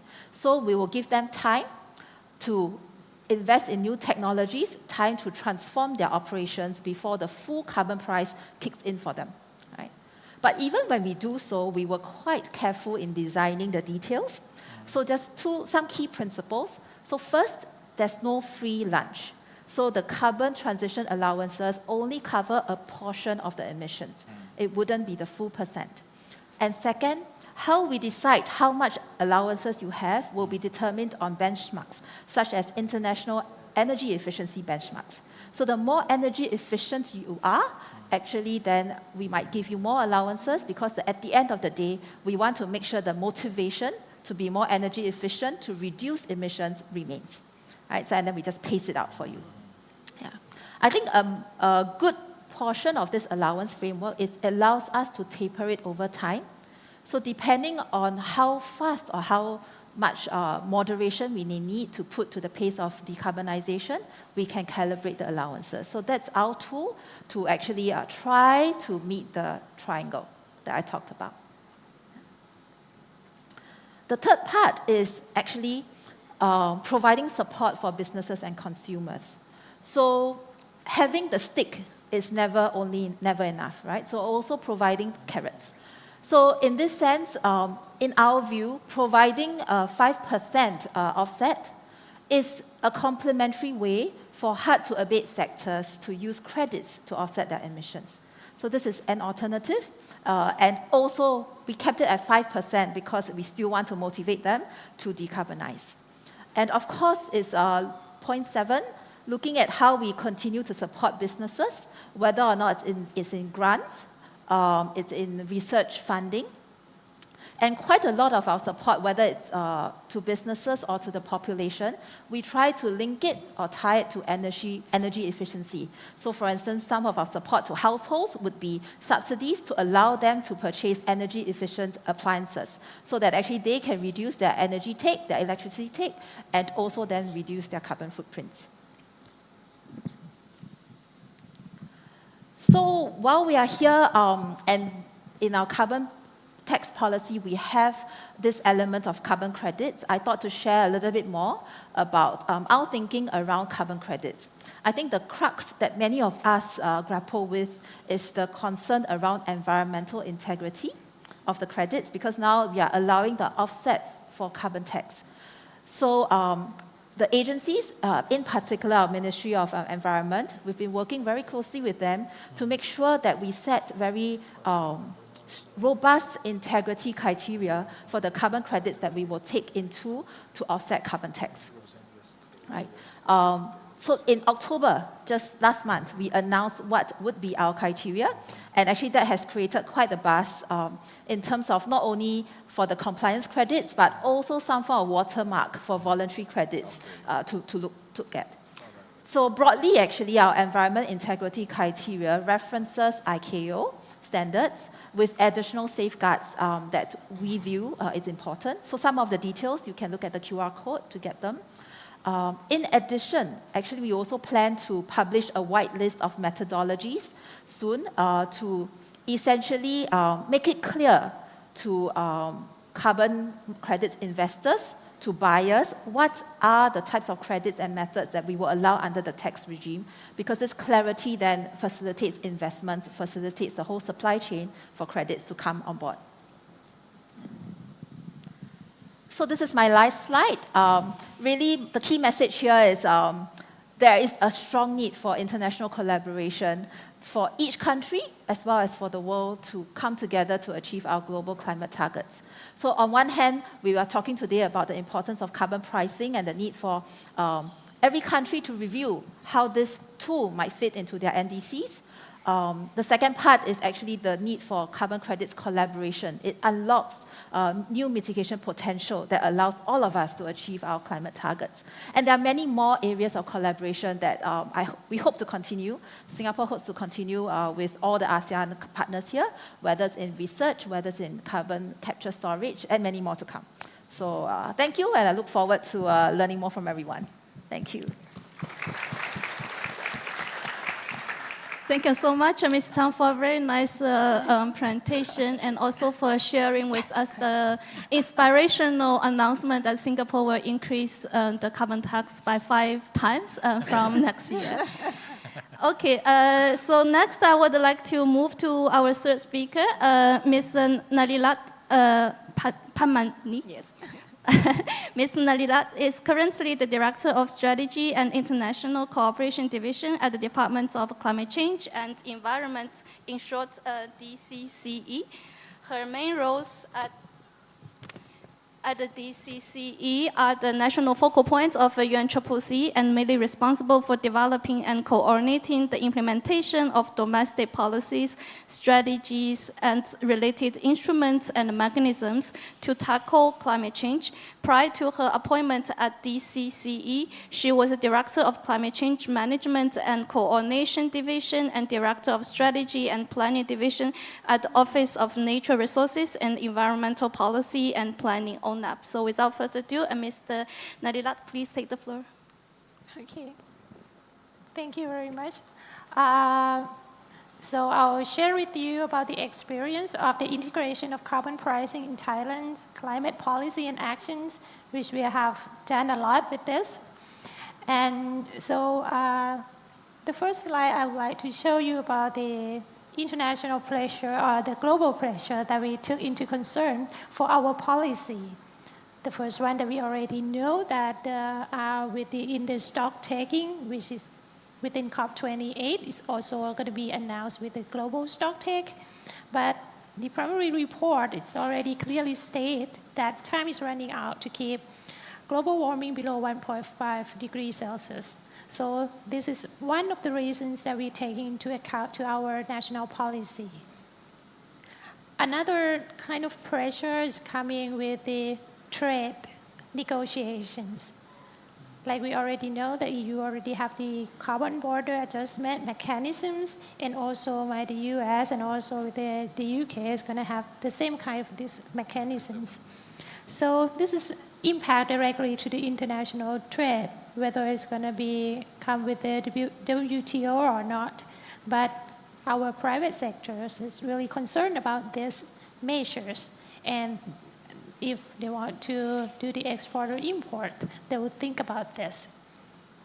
So this is kind of like private sector pushes the government to take these measures into account, just not only our national target for the mitigation part. Another one is for the global methane pledge, which we want to achieve the reduction of the methane emission by 30% within the 2030. And another one is also with the CORSIA scheme under the ICAO, which mandate the airlines must offset their carbon emissions to the certain target, which is if it exceeds the specified limits. So this is what we're taking into account at the moment. So all of these things, actually, I just want to say that before times, we already have this climate change master plan 2015 to 2050, which is a very long-term climate change plan. And we focus on the climate change adaptations and also with the mitigation measures and low carbon development within each sectors. And another one is really important is for the enabling environment for climate change management. This involved with mechanisms and support for the climate change related activities such as research, technologies, knowledge, and public awareness, and climate change mechanism, and also with the carbon pricing. Anyway, at that moment, at the 2015, the carbon pricing is not well known as today. So another thing that we want to say is that for the implementations of the 20 years national strategies related to the sustainable development goal, we also put the concern on carbon pricing. So this kind of like the development of our national policy. So let's see, so the goal within 2030 and beyond, that's what I would say. We already know that Thailand has set the target, our ambition target for carbon neutrality within 2050 and also net zero greenhouse gas emission within 2065. So within our first NDC 2030, we have to have like a 40% reductions of the greenhouse gas emissions. Anyhow, for 30, we can do it domestically, but for another 10%, as you know, we need the international support. So for this milestone of achieving the target, let's look at our first NDC, because we already enhanced our ambitions from 20 to 25 to 30 or 40% by 2020 regarding the business as usual within 2005. So we're currently finalizing the NDC action plan to achieve the unconditional target, which at the moment that we think that we're going to propose to the Climate Change National Board, we expected it to be around 30 to 32%. So we need another 10% from the international support to reach the full 40% target. And I might say that before this updated NDC, the agricultural sector was not included. So at the moment, with our new NDC that we submitted to the UNFCCC Secretariat last year, we already included the agricultural sectors. That's why we're really glad that we get the support from the Thai GCF project. I think this is going to be one of the push that we might get another 10% for the conditional target. So the key measure, if you see that we focus on the energy and transportation sector, because this account like 70% of the emissions. So I wish I could do like Singapore, turn this into the Ministry of Energy instead of Ministry of Natural Resources. But that's just a joke, because right now at the moment we're the national focal point of the UNFCCC. So we'll do this job and collaborate with other ministries. Yeah. So this one is like the main measure is the energy efficiency and also renewable energies. For the IPPU sector, we focus on the hydraulic cement and also replacing of the refrigerant. And some actually, the CCS is in our long-term strategy. We think that this technology could come in before 2040. But if there's any possibility, because we already know that many countries focus on the CCS and also CCUS. So that means if it's coming early and it can be reasonable for the investment, if we can do it early, it will be benefit, especially for the hard-to-abate sectors like oil and gas, refinery, and also with some cement industry. Another one is for the domestic and industrial solid waste management and also the waste water management. And the newcomer, the agricultural sectors that we focus on low methane emission rice cultivations and also the methane reductions within the energy sectors and also precise farming. So these are the main measures must be taken within our first NDC 2030. And I hopefully this fiscal years, we will get the new numbers for our second NDC target, NDC 2035, which you're gonna have like 1 year study with this. The next slides, I would like to highlight a bit about our net zero greenhouse gas emissions. We already know that the crucials to enhance the role of forestry to reach the carbon storage, around 120 million tons carbon dioxide equivalent within 2037. So this is in line with our Thailand strategies, 20-year strategies. And we also think about the advanced technologies with as I have mentioned, the carbon capture, utilization, and storage, and also bioenergy with carbon capture and storage, which is need to be implemented by 2040 or earlier as that if it's commercialized and it makes sense for the investment and the investor. And we're still keeping the hydrogen fuel needs to be implemented by 2045. And one important issue is the coal phase out.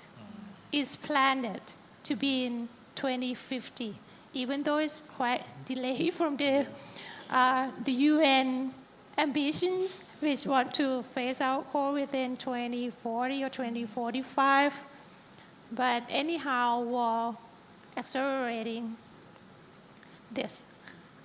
So with all this, what I would like to say is that these are all investment.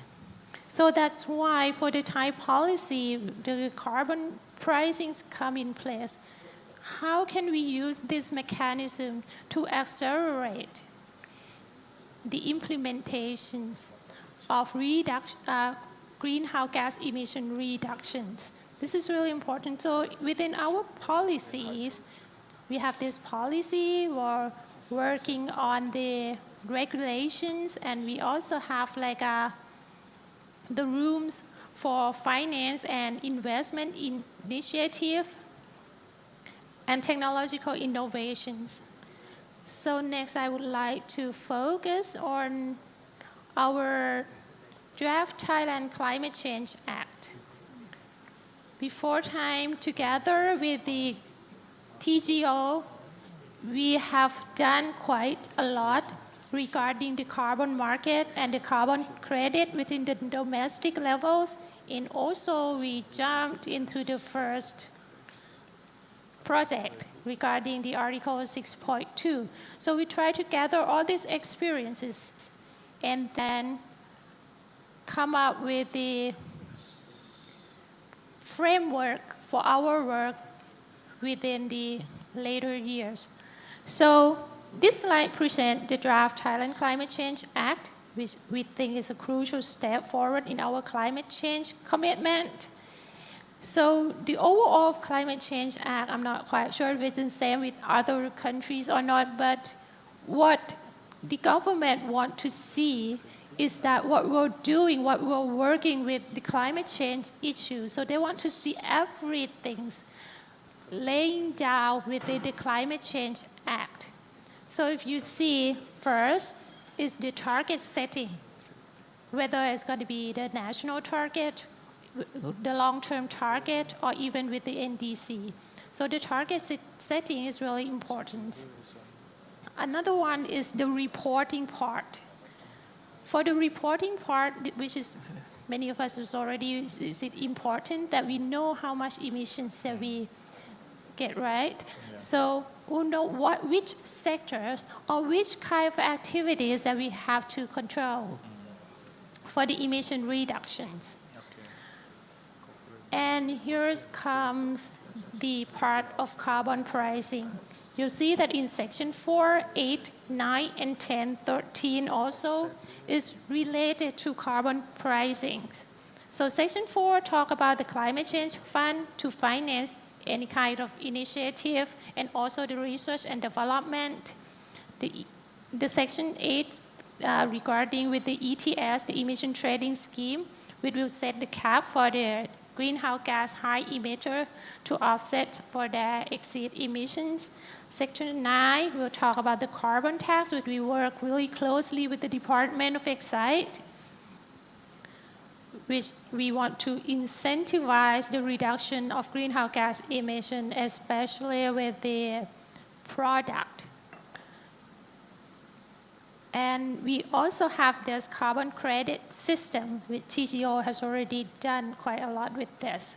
So allowing for trading and offset the emissions. But another thing that we have to concern about the carbon credit is the quality of the credit, the standard that we want to, because we already have this tier, and then we upgrade it to the premium tier to get a higher standard, the qualities of the credit, which can be traded not only within the domestic market, but also with the international market. The acceptance of carbon credit is really crucial for this, and you will get a higher price for the carbon credit. Yeah. And one thing that I would like to mention about the penalties is not the penalties for cannot meet the target, but actually it's the penalty for not compliance with the reporting scheme. Yeah. So people always say, like, what's the penalty for? But actually it's not that. Okay. So this framework aims to create a clear carbon pricing landscape within Thailand, whether it's going to be domestic or the international. So this one to ensure the sustainable future through the revenue recovery or levy. Another one that I would like to focus on is why we have this, whatever we call it today, might be net zero fund or climate change fund. We have this fund because we want the revenue to be used as what we have setting the objective.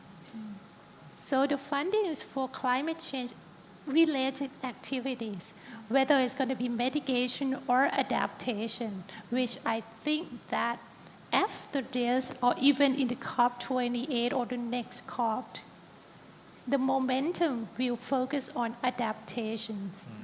Because every country's already set the mitigation target. But now we're still working on global goal and adaptations. So after this, many countries will gear for the adaptations. We have setting this draft, and right now at the moment, we're gonna propose this draft to the Climate Change National Board, and we will have the stakeholder consultation, especially with the industrial sector.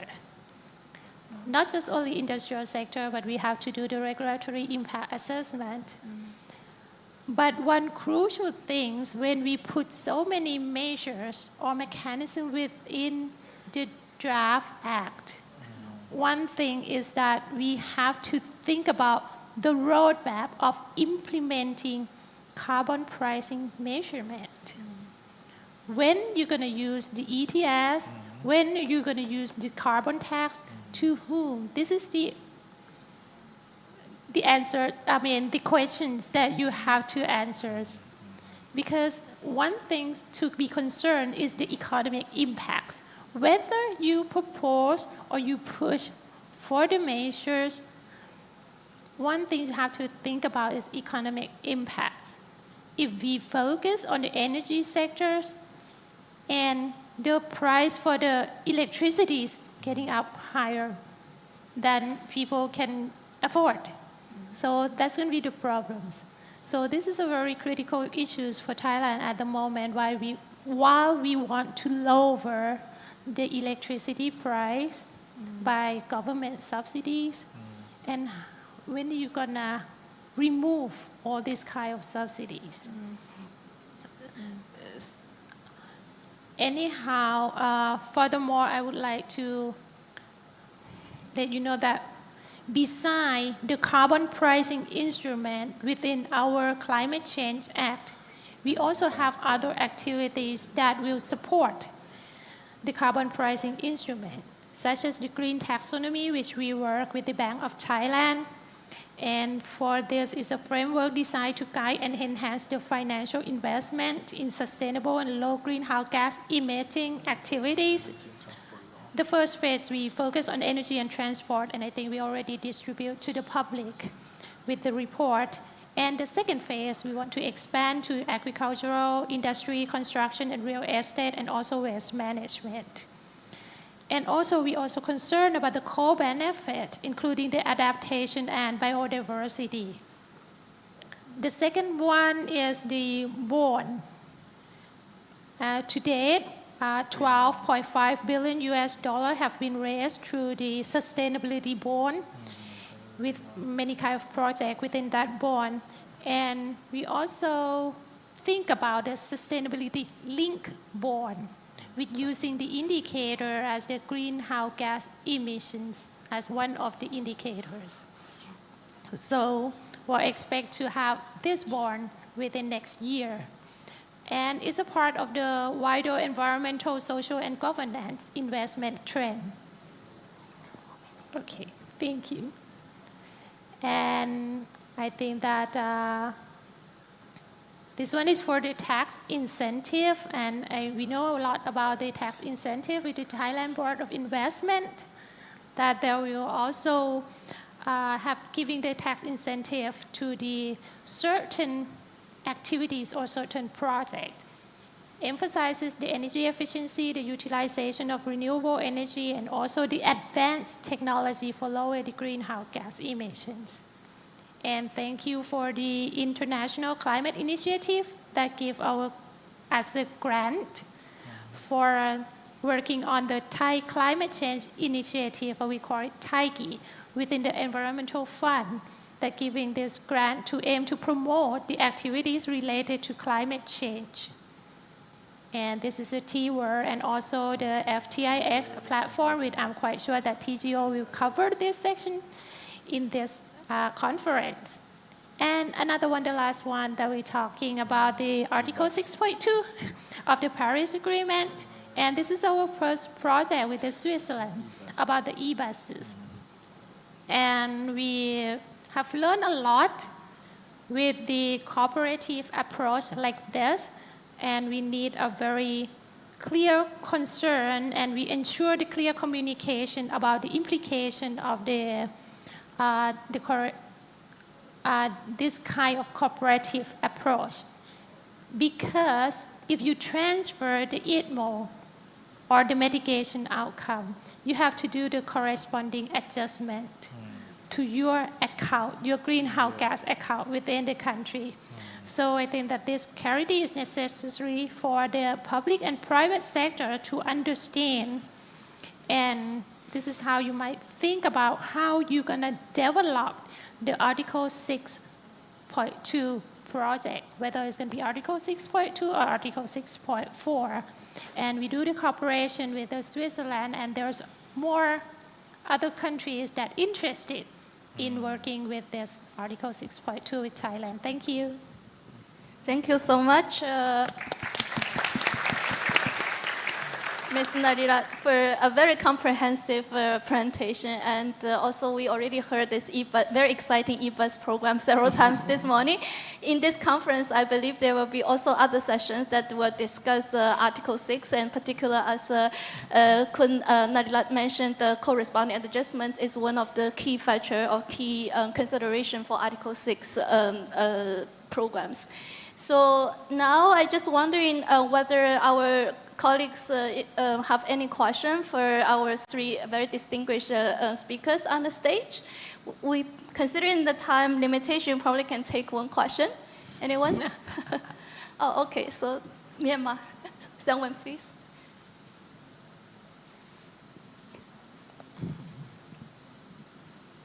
So, thank you, all the panelists from 3 countries. I'm Dr. Sangwen from Myanmar, Director of the Climate Change Division, and also the Article 6.4 DNA.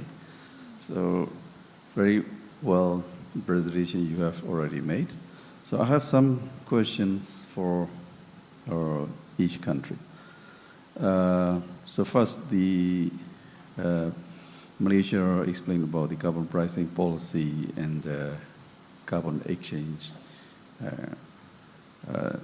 and emission trading schemes. So before that, I would like to express about our actions. So we are also developing more than 10 numbers of CDM projects. One of them has been approved by the Article 6.4 DNA of Myanmar for the transition from CDM to SDM.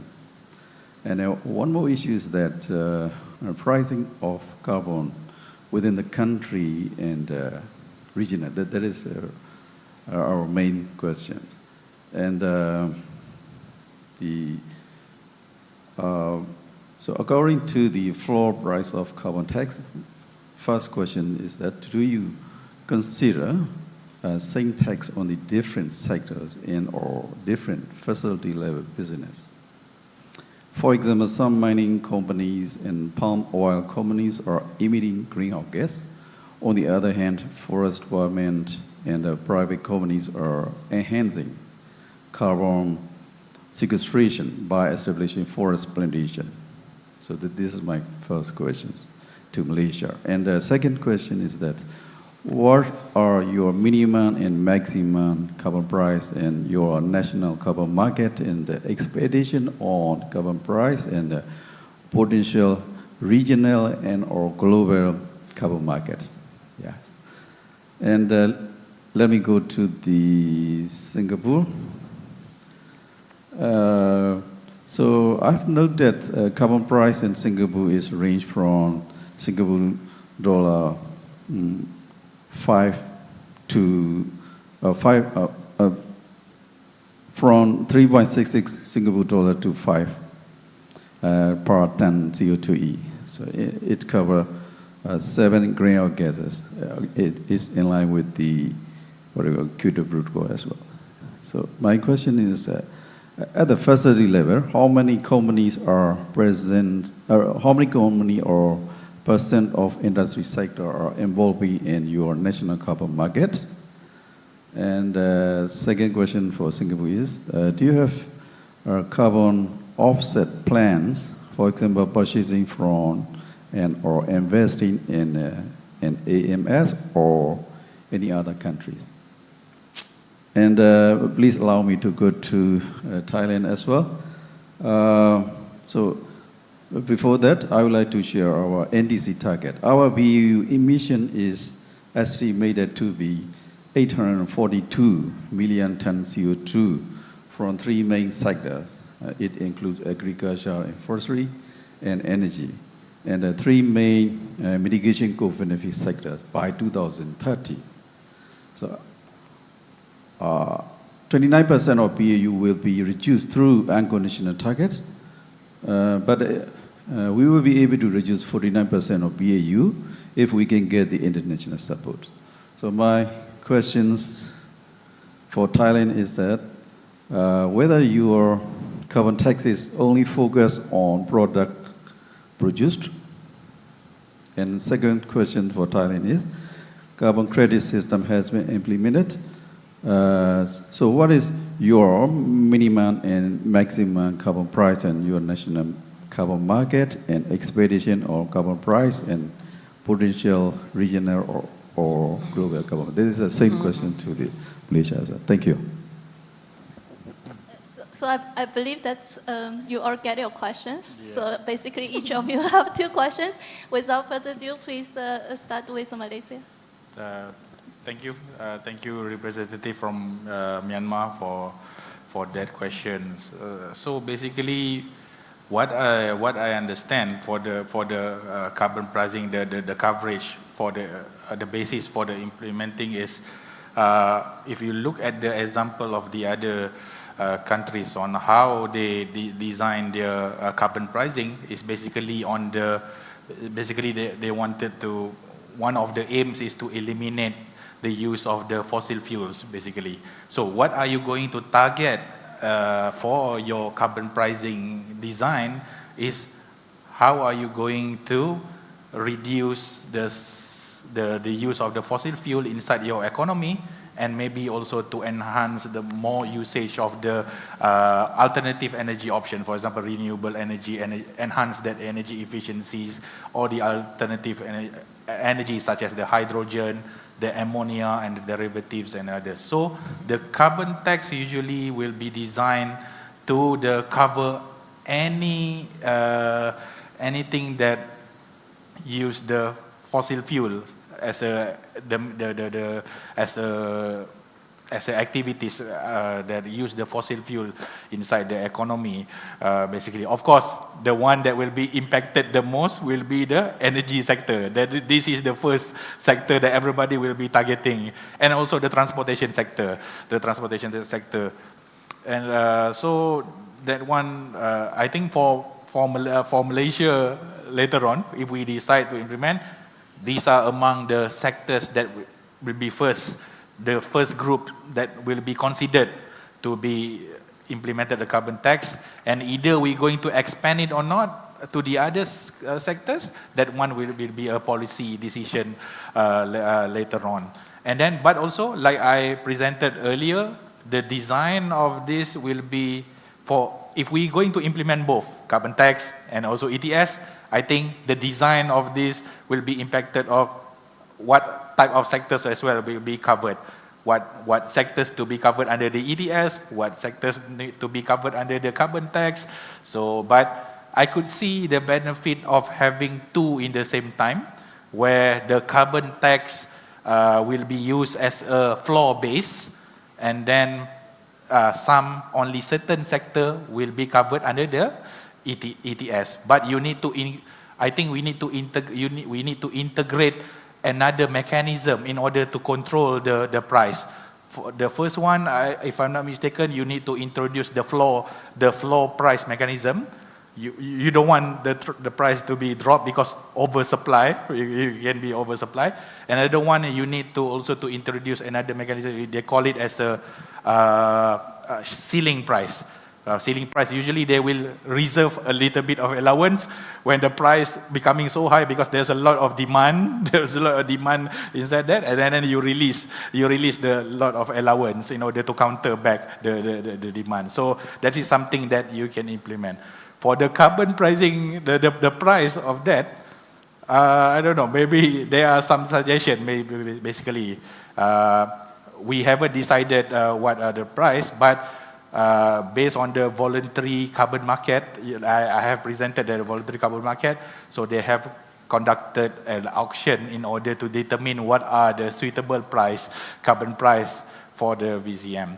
It find out that for the voluntary carbon market, for the nature-based credits, I think the price is quite high. This is quite high, yeah. And then for the technology-based credits, I think it's normal, like a 20. I think it's like a $20, and then the nature-based credit could fetch a higher price. And for Malaysia later on, if we're going to implement the carbon pricing, so we are looking into probably the 3 tiers, the low price. Maybe it can range from the how much converted to US dollar? Maybe it can be like a 50, maybe like a 10 to 20 US dollar, the floor base. Maybe, I don't know yet. This will be the policy decision by government later on.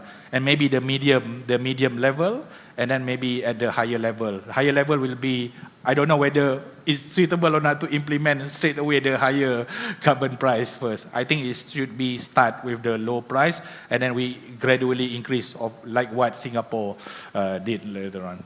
So, but of course, the higher price, I think, have some advantage where you can straight away use it to comply with your international trade-related instruments that you're going to facing later on. For example, the carbon border adjustment mechanism. Thank you.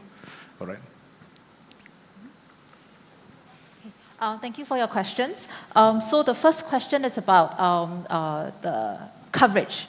Right, so actually with our carbon tax policy, so we will have about 40 to 50 facilities essentially having to pay the carbon tax.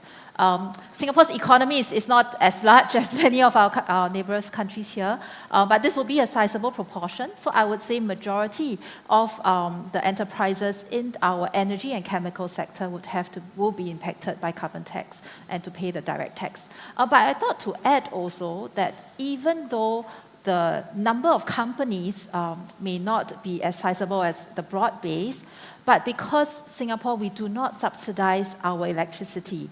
So actually everyone is impacted by indirect carbon prices into their electricity.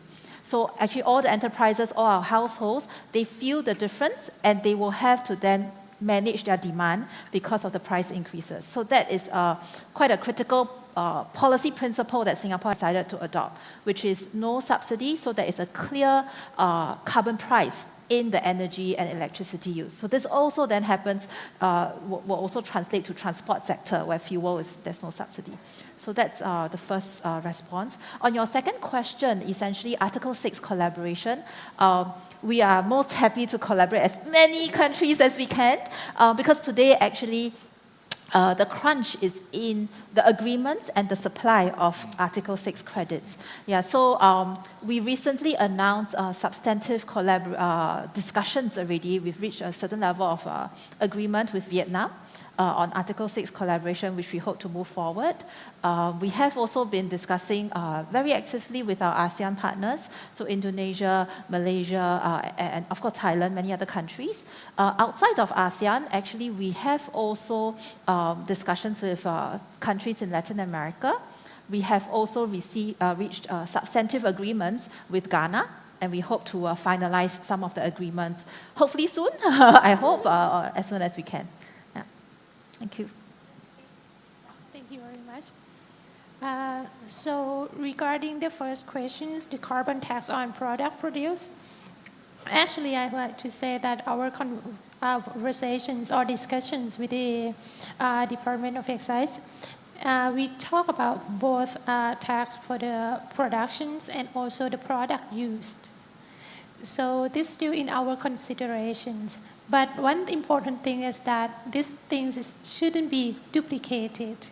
Or if you tax one product already on the basis, you shouldn't tax the product on other bases. So this is in our considerations. Another one is talking about the carbon pricing at the moment, because it's the voluntary mechanism. It's not mandatory yet. So it's up to the demand and supply. If they have a high demand, the price will go up. So you have to find the supply. So at the moment, you will be surprised. 0.5 US dollar to 56 US dollar, but not reaching like 80 or 100 US dollar yet. So this depends on projects and also the demand. But another thing that we concern together with all this is its co-benefit. If the activities has the co-benefit, maybe you get a higher price, especially with the ESG principle. Thank you. Okay, thank you so much for our speaker for sharing your profound insights with us. Let's give another big round of applause for their insights. without further ado, I will just pass the floor back to Comment for MC. Thank you so much. ขอบคุณค่ะ Thank you very much, ladies and gentlemen. A big round of applause for our panelists. Thank you. And Dr. Ariel, thank you very much for such a really amazing moderating section like this. Thank you นะคะ ขอบคุณนะคะ ขอบคุณค่ะ Ladies and gentlemen, let's have lunch together.